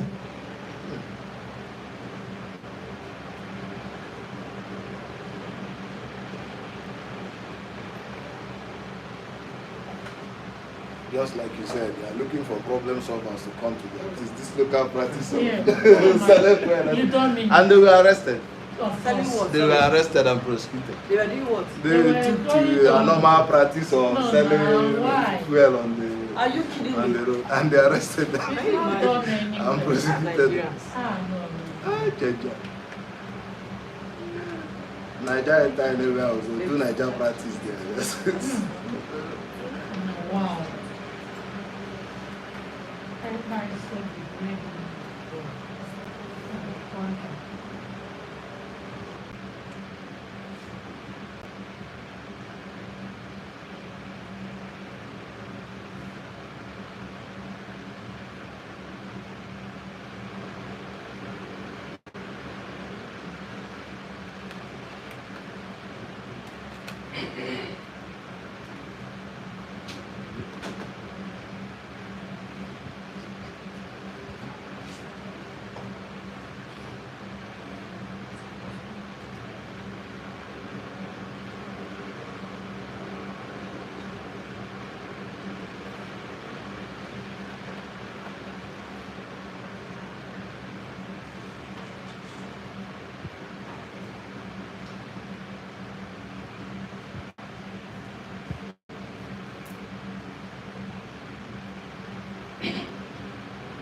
Okay, so let's look at the 4 sections of the listening test. The listening test is divided into 4 different sections. When we started this training in the morning, I explained to them that the first 2 sections, that's sections 1 and 2, are usually about social life. So during those sessions, what you will be hearing are things that relate to the environment, social life, day-to-day activities. But sections 3 and 4 are often about academics.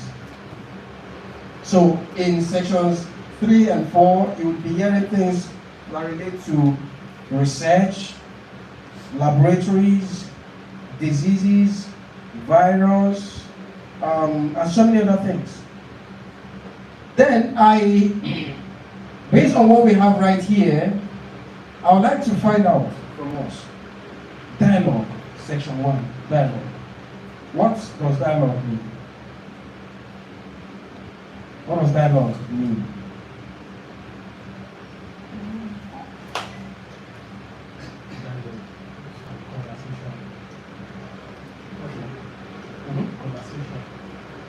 between conversation between two. Mature agreements. Dialogue.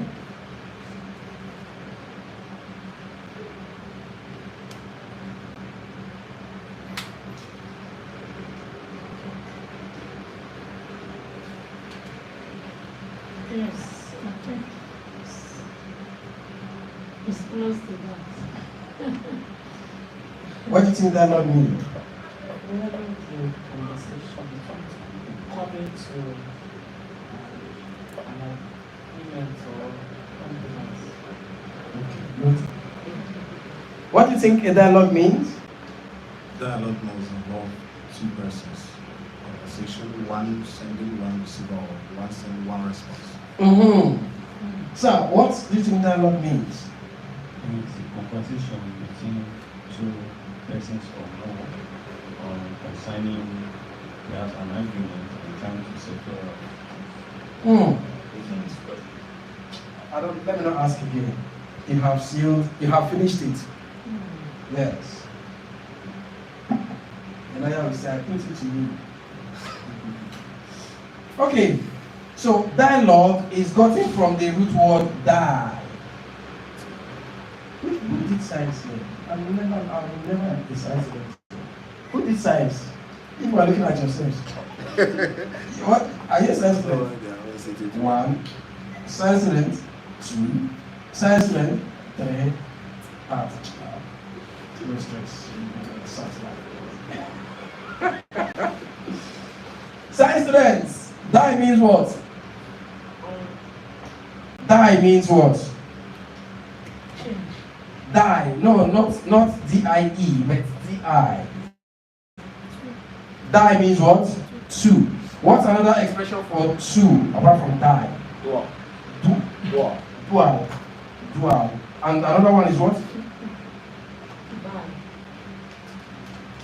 See, science people, if people don't answer this question, I've gotten die, I've gotten dual, but it's not related to science. Okay. What else? Huh? Bye. What's the name of your teacher? Your science teacher. What's the name? Oh, there are plenty. Thank you. Did you do chemistry or physics or both? You did both chemistry and physics? You dropped one because the load was too much. Die means two. Bi also means two. That's why you have bicycle, two tires. That's the reason. Right? Bilateral, two countries. Right? Now you also have dual, you also have duo. Two also, right? So dialogue means a conversation between two or more persons or parties. Do you understand this? It's not always aimed at resolving a problem, no. If I come to you and we are gisting, we are dialoguing, I don't know where. Once there is conversation between two people, dialogue is involved. But because Nigeria has a lot of problems, anything dialogue is to solve it. And it affects our definition. Right? So dialogue means conversation between two people or two parties. That's more. Some dictionaries will say discussion between two or more persons. So that more persons means if you have a group comprising more than two, you have another group comprising more, so that's more persons, right? In IELTS, section 1 is usually a dialogue. And the dialogue you listen to during your section 1, 85% of it is usually on telephone calls. Telephone. So when there is a telephone call, it's either the person is calling to make inquiries, or the person is calling to lodge some complaints, or the person is calling to report a situation. So during such conversations, please, these are potential answers you should look out for. These are potential answers you should look out for. Name. If name is required to be a part of your answer, on the question paper you see a name written and then dash. That means the person will give his or her full name. And when the person is giving the full name, such person will always begin from the one that's written on the question paper. Don't write that one as part of your answer. It's not your answer. It's there already. You have to write the second name the person will give that's not there. Please, do you understand this? And when the name is being given, if the name is an English name, a popular English name, it's not going to be spelled. It's expected that you should know it. So you should write that name. Please, do you understand this? If someone says, okay, my name is George Bush, will somebody spell Bush for me? You know Bush now, okay? But if that name is not a popular English name, for instance, when you hear Merengues. that's not English name. When you hear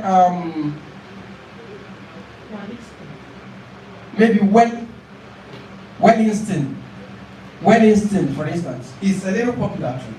Wellington. Are you confident about the spelling of Wellington? You may not. So if the name is not a popular English name, it will be spelled. Do you understand this? So during the spelling, you are required to write very fast.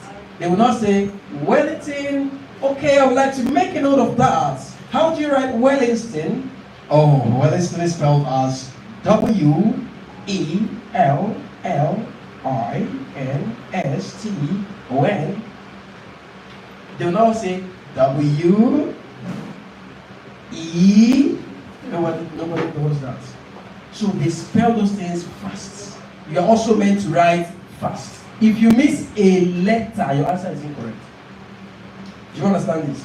So you need to listen attentively and write while they spell. It's never spelled twice. So anyone you feel you miss to catch is gone. So you need to be very attentive. Then, telephone. If telephone is required to be a part of your answers, the phone number, the digits of the phone number will be called out. Please write fast because telephone numbers are called out fast. You need to be very fast. So once the digits are being called, please write. Then about telephone number, you sometimes on the question paper, the first 4 digits will be written on the question paper. Then dash will follow. So if you see that telephone number is required and first 4 digits are already on the question paper, don't write it when the caller is giving the first 4 digits because the person will begin from that phone. You don't understand?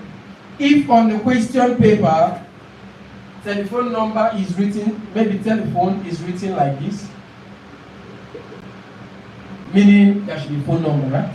So then you will see something like 4105, then dash. Do you understand? So if the person is asked to give his or her cell phone number, the person will definitely start from here now, because that's the beginning of the cell phone number. Test takers get so tensed because of exam condition, they won't realize that these are the same number the person is calling first. They will start writing 4105, blah blah blah. You know what it is? It's incorrect. So you need to observe to confirm if those are the digits the person is calling out first. If they are, don't write it. Continue from after 5. Please, do we understand this? In Nigeria, if you tell someone to call the phone number, the person might give you something like this.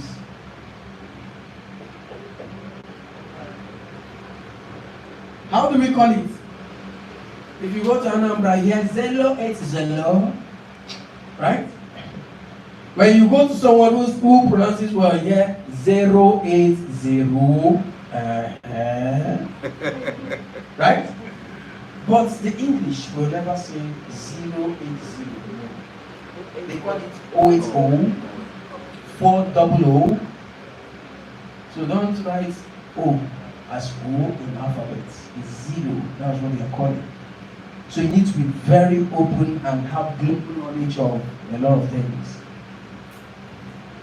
Then, after the phone numbers, If date of birth is required to be a part of your answer, I don't have to talk about it.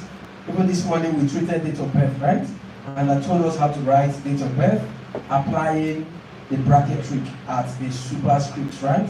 So where you are supposed to have TH, put it in bracket, ST, RD, NT, and all that. Also remember, you don't have to shorten the spelling of any mode. You must spell it full, right? Then address. If address is supposed to be a part of your answers, on your question paper, the address, the person's address will be there. Maybe there will be an omission of either the street name or street number. So the person, when giving his or her address, the person will start dictating the same thing written and mention the part that is missing. So you listen and write, right? Then nationality. If the person's nationality is required, the person will say it. Nobody will spell nationality for you. Do you understand this? Nobody will spell nationality. As in, I don't mean nationality, the one I wrote on the board. I mean nationality as per country, where the person is from, right? So you really need to know different countries. How many countries do we have in the world? Science. How many countries do we have in the world? That is geography. Okay. Then you should know now. You're not supposed to know. It's not my field. It's our field. Aunties don't want to know that shit. My mind don't want to know. Now, it's not compulsory to know how many countries we have in the world. But it is important that you know the popular. There are lots of countries you and I don't know that exist. A lot of islands that exist as nations that we don't know. Nice places, very calm, economy strong, right? They don't make a noise, so they are not on spotlights. But the popular ones you and I know. Do you know how to spell the nationalities? I'm going to begin. Let's give you a record. A person from Nigeria is a Nigerian.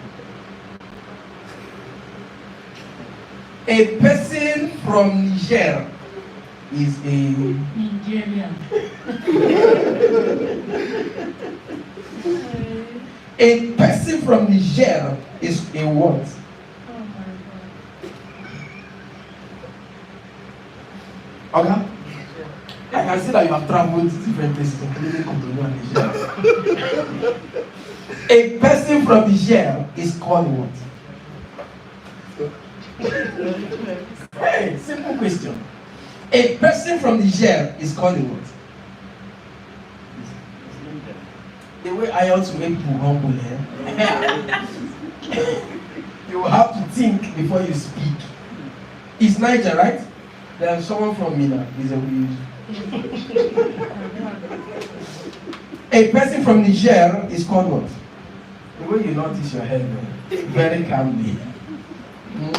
You just shake the head. A person from Niger is called what? Nigeria. Huh? Nigeria. Speak now, let the world hear you. A person from Niger? Nigeria. Nigerian. Very correct. A person from Niger. Please, let's learn this. It may sound funny, but these are little things we need to know. A person from Niger is a Nigerian. It's a French one. Yes. Is it French? Yes, French. Nigerian. They use E. Why we use what? E. Ours is Nigerian. Theirs is Nigerian. Okay?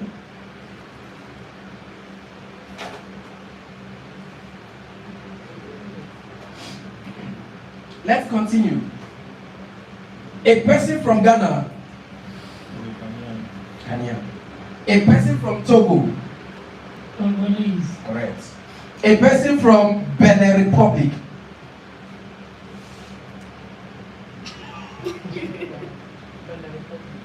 Okay, what are you meditating? Just pass. Is it not just Cotonou Yata behind Lagos? Just pass. A person from Benin Republic. From the beginning, I saw you throw it away already. A person from Benin Republic. It's Jamaica. A person from Benin Republic. The same thing. You will fail it now. A person from Benin Republic is a Beninois. Beninois. Spelling?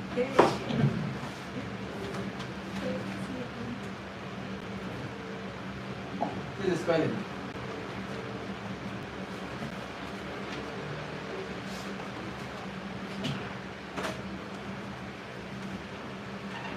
Taking? Yeah. Alright.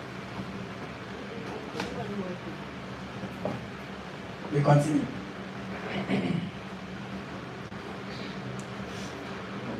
I need to start from behind now. A person from Ivory Coast.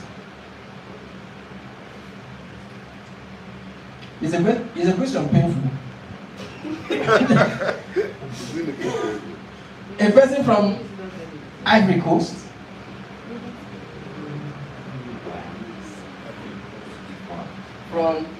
Okay, a person from Côte d'Ivoire is what?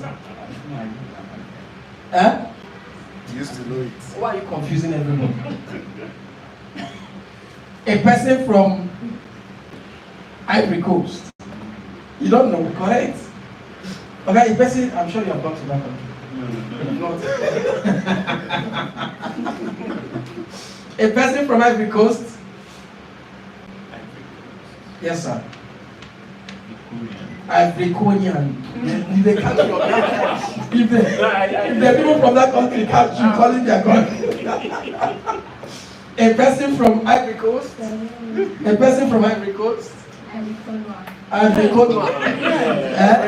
Is this speaking in songs or nationality?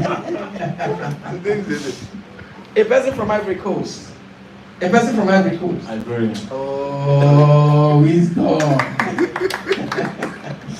A person from Ivory Coast is an Ivorian. Ivorian. So, okay, a person from Côte d'Ivoire is called what? It's the same country. Wisdom. I thought you would have blown another thing. So, Ivory Coast is the English version. Côte d'Ivoire is the French version of that name. Right? Now let's continue. A person from Senegal. Senegalese. Correct. A person from Kenya. A person from Kenya.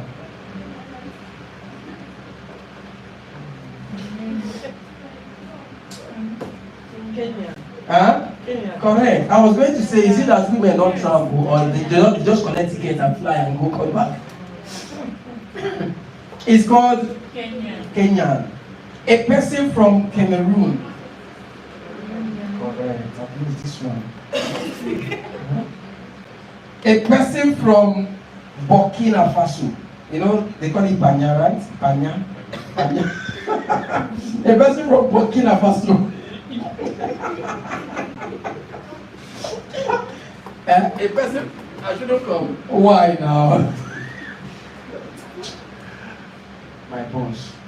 A person from Burkina Faso. I agree with you. What do you agree? Has he said anything? In future. In future, what you will say? You already agree. This person will set you up. He said I should come to you, that whatever he says, she agrees. Oh, it's not true. That's not true. A person from Burkina Faso. That's not true. Chief, I know you are well traveled, looking at you. A person from Burkina Faso. Everybody's following my head. Burkina Faso. Oh, I know why. I know why. I know why. The other is not happening. Okay. Okay. That's what I don't want to ask her. A person from Burkina Faso is called a Burkinabe. Right? Burkinabe. Burkinabe. B-U-R-K-I-N-E-B-E. Burkinabe. Okay. Taking? Yes. No. Burkinabe. Burkinebe. Taking? N-E. N-E-B-E. Okay. Burkinebe. Yes, please. Okay, let's continue. Please, I hope you are learning, because you need these things. Yes, sir. A person from Jamaica. A person from Jamaica is called what? A Jamaican. A person from Argentina. If you like football now, I will have some of most of them coming from there. Argentina. Argentine. Right? A person from Mexico. Huh? Mexico. A person from Mexico? Mexican. Nice. A person from the US. USA is what? American. A person from the UK in it. A person from the UK is called what?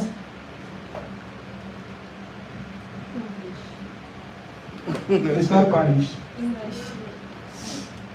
The British. The British. Then a person from England is called what? They are all British. They are all British. A person from England is English. But they're all it's true. Yes. Even Wales. Just like someone from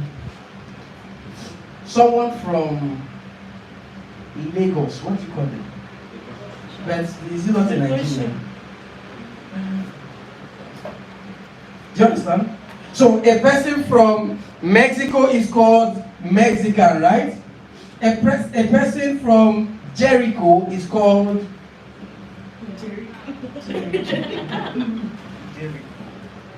a person. I want to help you now. A person from Mexico is called Mexican, right? A person from Jericho is called Jericho.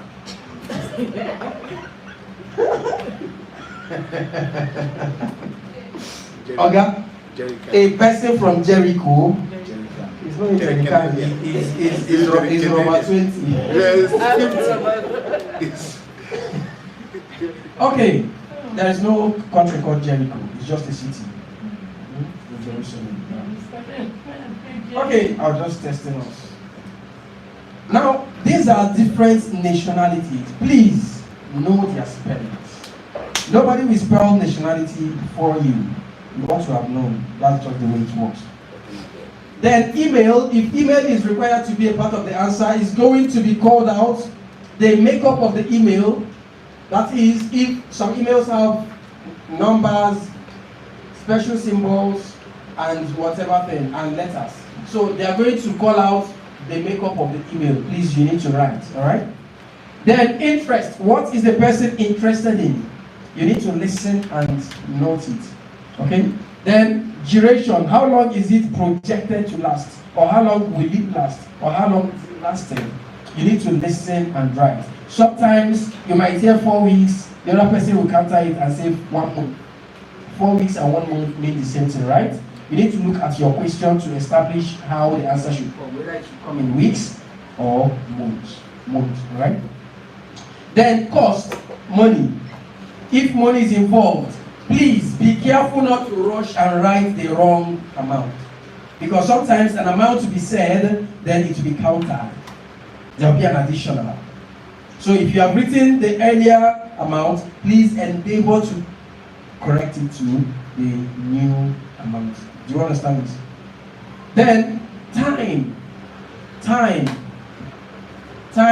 could be like we learned earlier this morning, AM or PM. You need to know how to write it, when to include AM or PM, please. Then now for section 2, monologue. What are monologues? Who knows? What are monologues? Monologue. Or one speaker. Are you done? Is that all? One speaker, yes. That's not all.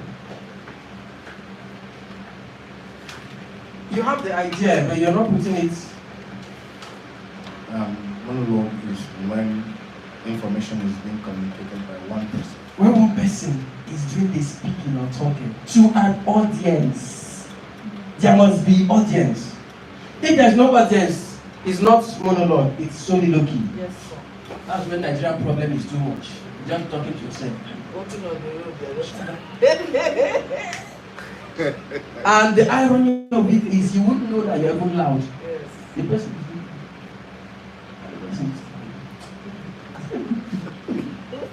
soliloquy. Okay? So, but monologue is when one person is giving a talk to an audience, or delivering a speech, or making a presentation to an audience. There must be listeners.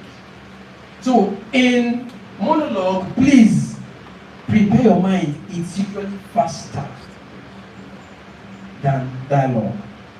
You know what happens in dialogue? When you are talking, I'm listening. When you're done talking, you listen for me to respond. So it's slower. But in monologue, I'm just talking now. I'm not waiting for you to process what I'm saying. I assume you should be at the same pace as. That's what happens in monologue. So you have to be very fast. So what you look out for as potential answers during monologue? Nouns. What are nouns? Naming words, right? Name of a place, animal, person, and all of that. So the audio will tell you what it is that is about to be discussed or given.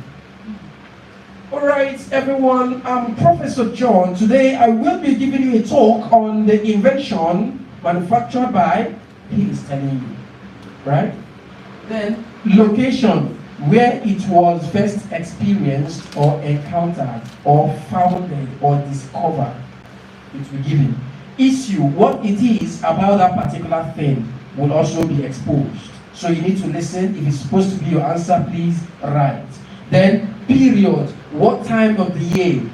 As in what period? Maybe 17th century, right? Or 41 DC, this one AD, it depends. So period, you need to listen and get your answers.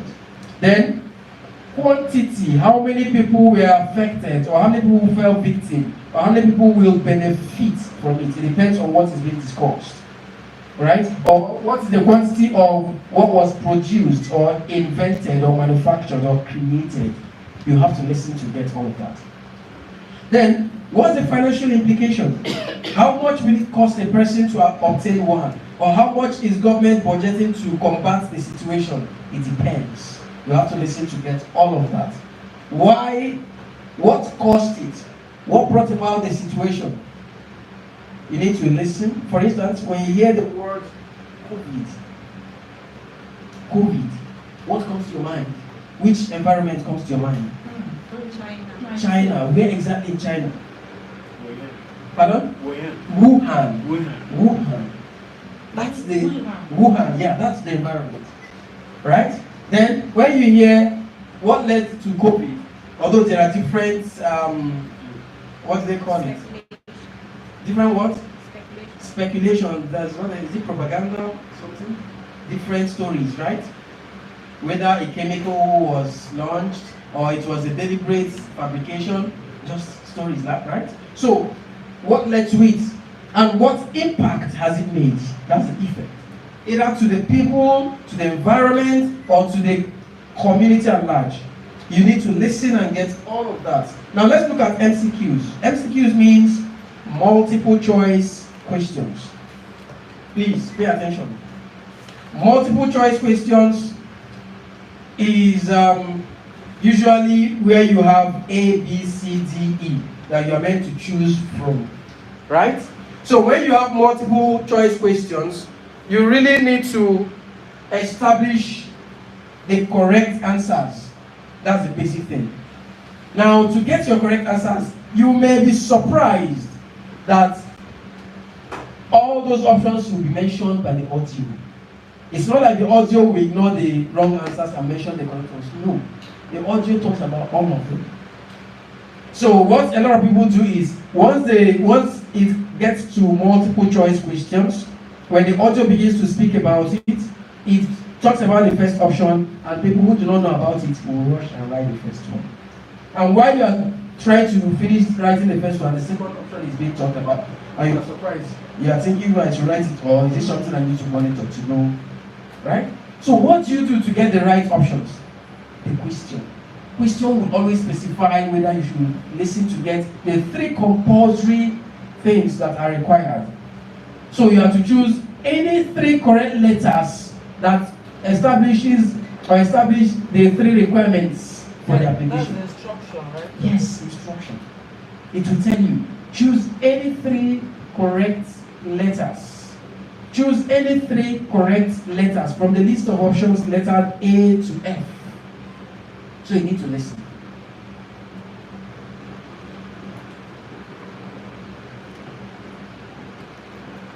So my question about this multiple choice question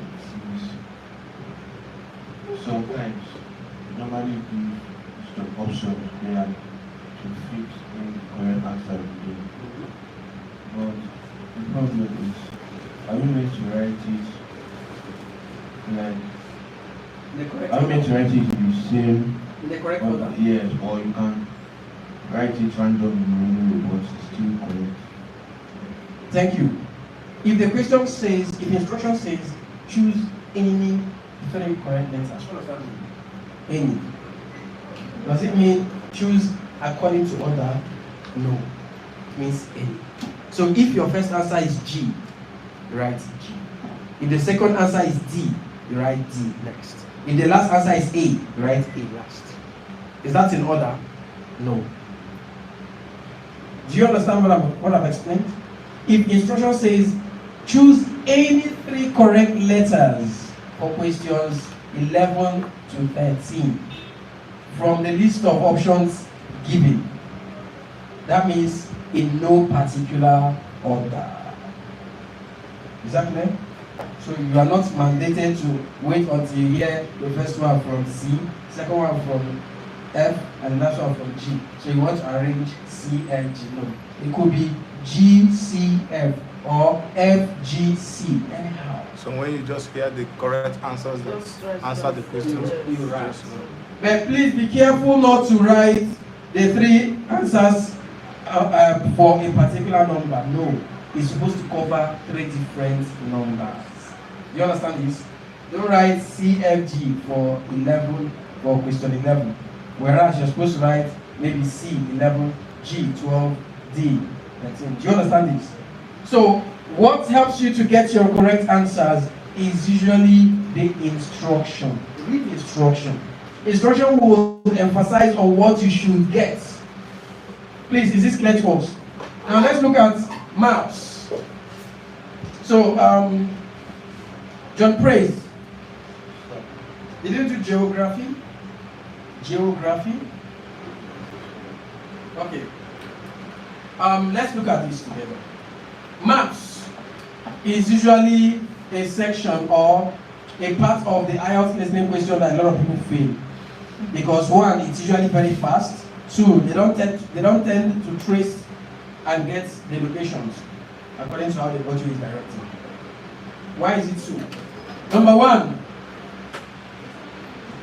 on every map,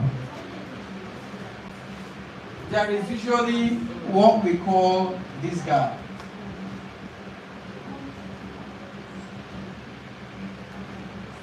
What we call this guy? Who knows? What we call that guy? Compass. Some call it compass. Yeah? Yes, this is usually about locations on a particular facility, right? That's located where certain office or offices are situated. Now, some call it compass, some call it navigation or navigator, while some call it the 4 cardinal points. Is that correct? yes. On every map, there is this cardinal point on every map. It may not be written there for you, but you should know it, that on every map, there is the top, which is the north. There is the bottom, which is the south. There is the right, which is the east. And there is the left, which is the west. Please, label this in your mind. If it's not there, label it by yourself. So let me use this as an example. If this is a map, it's right in front of you on your desk. And you are to treat this from your own position, not mine, from your own position now on your desk. Where is your north? Facing you. The top, right? The top. Where we have this iron, right? Where is the south? The bottom, right? Where is the east? Over here. And where is the west? Automatically right here. If the audio says, for those of you who like to have a little time with your friends after a day's hustle, we have created a little cafe just for you to sit out and have a glass of water. To locate this particular area, you are strongly advised to come in through the main entrance on the north. Go southwards, but just before you get to the middle of the park, take your right turn. Where will you be facing? Let me take that again. This is the map. This is the map. For those of you who enjoy and love to have a little time to sit out with your friends after a day's hustle, we have created such avenue for you by setting up a cafe where you can sit with your friends and discuss about the day's events and have a glass of water. To get to this particular cafe, you are strongly advised to come in through the main entrance on the north, go southwards, but just before you get to the middle of the park, you are to take your right turn. Where will you be facing right now? The east. The east? The west. The east? The west. East, West. west. I am working with your own position. Come again. Not me. So listen again. For those of you who enjoy and love to have a little time with your friends, sitting out to have a glass of water, we have created a little cafe where you can sit and discuss about today's event. To get to this particular spot, you are strongly advised to come in through the main entrance on the north, walk southwards, but just before you get to the middle of the park, just take your first turn on the right. Where are you facing? West. No, east. Where are you? Are you facing this way or this way? This way. This Where? This way. John, this way. East. John, praise, this way. East. Where? This way. Where? This way. Where? East. This way. Where? This way. This way. Where? This way. Where are you facing? East. Where? All of you going this way, you are going to the Bala Blue community. Talk your right. So, If I'm coming down to the south, and you take your right on Right. So, Immediately, see on the middle of the map. before I say go southward. Southward means coming around. Excuse me. Before you go get to the middle of the park, take your turn on the right. Right. Yes, you're right. No, You're right. My right. This is me now. I'm You coming say you are from walking the with north. our- Take your right. This is my right. Is My this right. the right? My right. You are facing west. Let me explain this to you. This is why people fail the map. No, if I face this way, I will be talking of west. Because, yes, that's what you're facing already. If I'm facing here, Exactly. it's west. That's But where if you are. I'm facing here, it's You will not face there. Let me tell you why. The audio says to locate the cafe, you are advised to come in through the main entrance on the north. North. Where is the north? Up. When you are coming in, is this a shrine? Are you coming with your bag? You need to turn now. west. Please, do you understand? We are still confused. Yes, you are right. A lot of Agbado and Bulama. I understood it. Don't you use the Google To map? come in, to locate the cafe, you are strongly advised to come in through the main entrance on the north. Where is the north? It's the all. Oh yeah, if you are to come in through the north, where will you come He in? will come I'll down. walk down. Okay, when you are walking now, where are you facing? I'm facing the south now. Thank you. Now take your right turn. Where is it? Yes, it's Okay, west. is this south? You need to tilt. Please don't be stationed, don't be static, don't be rigid. If it says coming through a particular place, assume that you are going and facing that way. Not you are sitting like this, that your spirit will go out and come here while you are still here. Right? And they say take your right turn. You are going to your spirit. The entrance by the north. Alright? North. So please, this is the major reason a lot of people fail the math. They are always stationed at where they are on their desk. If the question says come in through the main entrance, leave your desk assume that you have moved to come in through that knot. So if that happens, you are no longer facing that your original position. You are now facing the other way. And by that, your left and right automatically changes. So if it says take your right turn, you now go this way, not your normal right that is this way. Please, you need to understand this. Then, another reason people fail maps is because they tend to use their eyes to try to trace the directions of the audio. You will get lost. A lot of distractions are on the map. So you'll be contemplating which one can do. Use your finger or use your pen or pencil and follow the direction. Audio will always tell you the starting point. Audio will always say it. So if it says to locate so and so, don't go through this path, or don't go there now, wait, it will tell you where to go in. So if it says go in, take the first turn, it's not exactly where it is on the other side. It means if there's anything facing you, that's not it. It is the other side. Please, just one thing I would like you to be doing when it comes to map, be very fast. 1. 2, study the map before the audio begins. Identify the different locations and where the alphabets are placed. You know the alphabets will be what you write as answers, right? Know where the alphabets are on that map or plot or diagram or building. Alright? And know the different facilities that are on that map. Like that one you have, I think there are some names written somewhere. Fine. And there are some alphabets around it. Fine. So you need to identify the names there and the alphabets around them. So that when it tells you to go through the, take your turn on the left, you know that anything around that left are what you should now look at to consider your best option. Do you understand me? So always be smart. Study the map when you are given time to read questions, this to that. Study the map, study the letters there, study the names given. Alright? And then do not be static. Be flexible. Okay. Thank you. Alright, so these are things you really want to understand. Do not use your eyes to trace the map or locations. You are going to get confused by distractions. Use your pen or pencil or use your finger to point and trace where the audio directs you. Alright, with that, you'll be able to grab 3 or 4 out of 5 or 6. That's a good attempt. Okay, so let's look at section 3. Section 3 is about group discussion.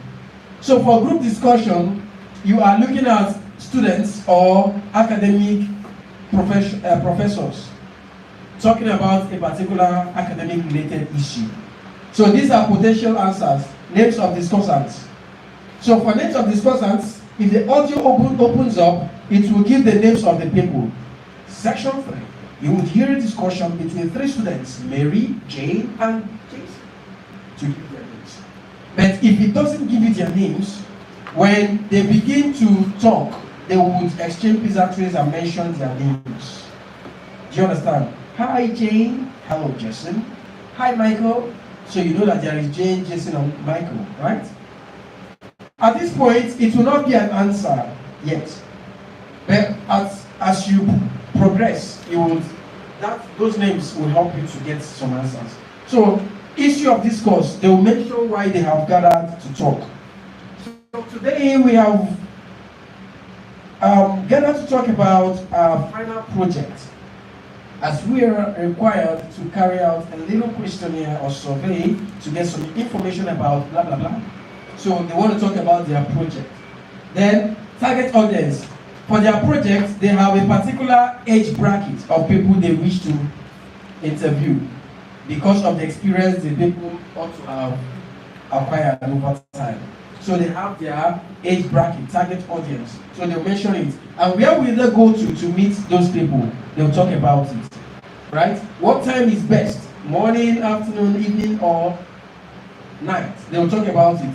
Now they look at the cost of gathering all the papers and questionnaires, logistics to move from the different locations and assembling at a particular area. They will factor all of that in and arrive at a particular amount. So please listen.